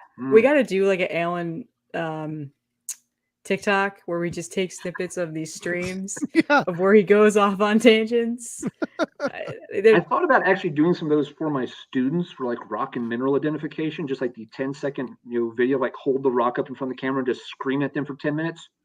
It's chlorite. Why the fuck can't you see it's chlorite? Green layers. And you're done in like 10 seconds. Were you dumb? Are you stupid? It's olivine. Everybody knows this. You're disappointing your family. Done. You're a disappointment to your mother and father. There was on the King Diamond stream, didn't you went off on a tangent about Mike Weed a little bit? Maybe. Allegedly. And I was expecting it a little bit more tonight, but you held back pretty good. You did. You kept that. It's not that he's he's obviously not a bad guitar player at all. He's just not a personal favorite. Oh, Rick, you little punster, you. Yeah, casserole jigsaw quandary. Yeah. If anybody thinks we have not just handed Rick a treasure trove, he's got like 3 months worth of video content based around fucking side dishes coming up now. So everybody keep an eye on the Dreadful Minutes channel, and Rick will not disappoint. He will take this. He will take this matzo ball and roll with it for sure. That's actually a good point. I would love if you did a video of your least favorite CD covers. Well, it'd have to be half of his new wave of British heavy metal covers. Those are timeless. Those are stupid. They were stupid when they came out. Cook your green bean casserole, Grandpa. The reason why all those bands only did a fucking single is because they put out shit with. Do you have enough nutmeg in your casserole to keep King Diamond and Lucifer happy? You don't put nutmeg in green bean casserole. What kind of? You do if you're Lucifer, because it fucks it up. See? Green bean casserole nutmeg is stupid. Yeah, because then everybody hates it, and you've ruined Sunday dinner, which is what Lucifer should be trying to do. Why would you go through the trouble of making it anyway? Yeah. I'm curious to know, like, who here is watching this stream that is not from the United States, that has no idea what green bean casserole is. Because I feel like there's probably a couple of people that are like, what is going on? The way my mom makes it is just cans of green beans. Yep. With cream of mushroom soup. Yep. Campbell's cream of mushroom soup with a layer of chips over the top cooked in the oven. That's all it is. A layer like Lay's regular, salted potato chips. Milk. Okay. We just want everybody. Simon he only owns one Mercyful Fate / King Diamond album. It's Don't Break the Oath. Granted, he's got the best one. He's in good shape. But come on, man, Melissa, you should at least get Melissa. I mean, that should be at least on your radar. And you should also get Fatal Portrait from a King Diamond and Abigail and them. And then with Simon's luck, they'll show up there somewhere in Australia in a few more weeks. You'll be able to buy them right off the shelf. Hey, King Diamond will probably be coming down to visit Colin Hay from Men at Work, and he'll hand deliver copies of them to Simon, is how that will work. Because Simon is like the ambassador of Australia, it seems like. But anyway, we've rambled on and rambled on and rambled on. Everybody, thank you so much for joining us. Melanie, thank you for joining us tonight on this off the rails Mercyful Fate green bean casserole extravaganza. It's been informative and nutritious. It's nothing else and delicious. Informative and delicious. Delicious depends on your take on green beans. It's been sacrilegious. Got there. Oh my God. Yes, sacrilegious. And we appreciate everybody tonight. Thank you so much, everybody, for hanging out with us. Go subscribe to Melanie Loves Death Metal. Great channel. She's crushing it over there down in Florida. We appreciate her being on, and she will be back. She will return. We'll have to pick another band to talk about, or a label or something that I can see if I can tip Alan over the edge again on. in case anybody was unaware of it, I mean, Melanie knows, a wide range of heavy metal stuff. Yes, she focuses on a lot of death metal on her channel and some black metal, but she's got a very wide vocabulary in heavy metal. So and shouldn't be chained to just modern death metal. So people, get your wadded up panties out of your butthole and take the fact that she's going to talk about other things other than just death metal. I really have to put them there because they were having intestinal issues from eating too much green bean casserole. No, that never steers you wrong. I don't know, but I really love Halloween, and some people really were shocked by that. I was like, you'll see. I have a pretty big collection of random things that you. I really love the fact that we somehow mention Halloween in every single stream. I love that. That should be a goal. That should be life goals there. Simon, that one goes out to you. That Halloween reference goes out to Simon down in Australia. Have you acquired the whole catalog yet, Melanie? Or are you still kind of picking away? I need about 4 or 5 more. And that's some of the middle section of their discography that I love it. Love it. So, but I have, all of the classics, and then I did pick up their newest one last year that they released, which is funny because I kind of kept it to myself. And then all of a sudden I got immersed in this YouTube crowd, and you and Ben and everybody were gushing about it. I was like, oh, I feel like a freedom. Like I can talk about how great this album was. Yep. So in a Speedo, carrying a very well crafted green bean casserole.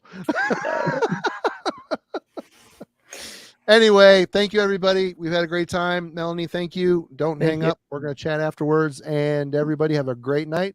We will see you next week. I think next week is Andy Clowney Milder. Yep, we're going to bring Andy in from the UK. We will probably have an earlier start time for that because time zones are a thing. And Andy doesn't want to be up until Monday morning trying to record with us, which is perfectly understandable. So look for a little earlier start time when we post the Instagrams and such, so that you don't miss out on next Friday night's stream, which will be I think we're aiming for maybe a 7 p.m. Eastern, 6 p.m. Central start time. I thought we were doing 6 p.m. Eastern.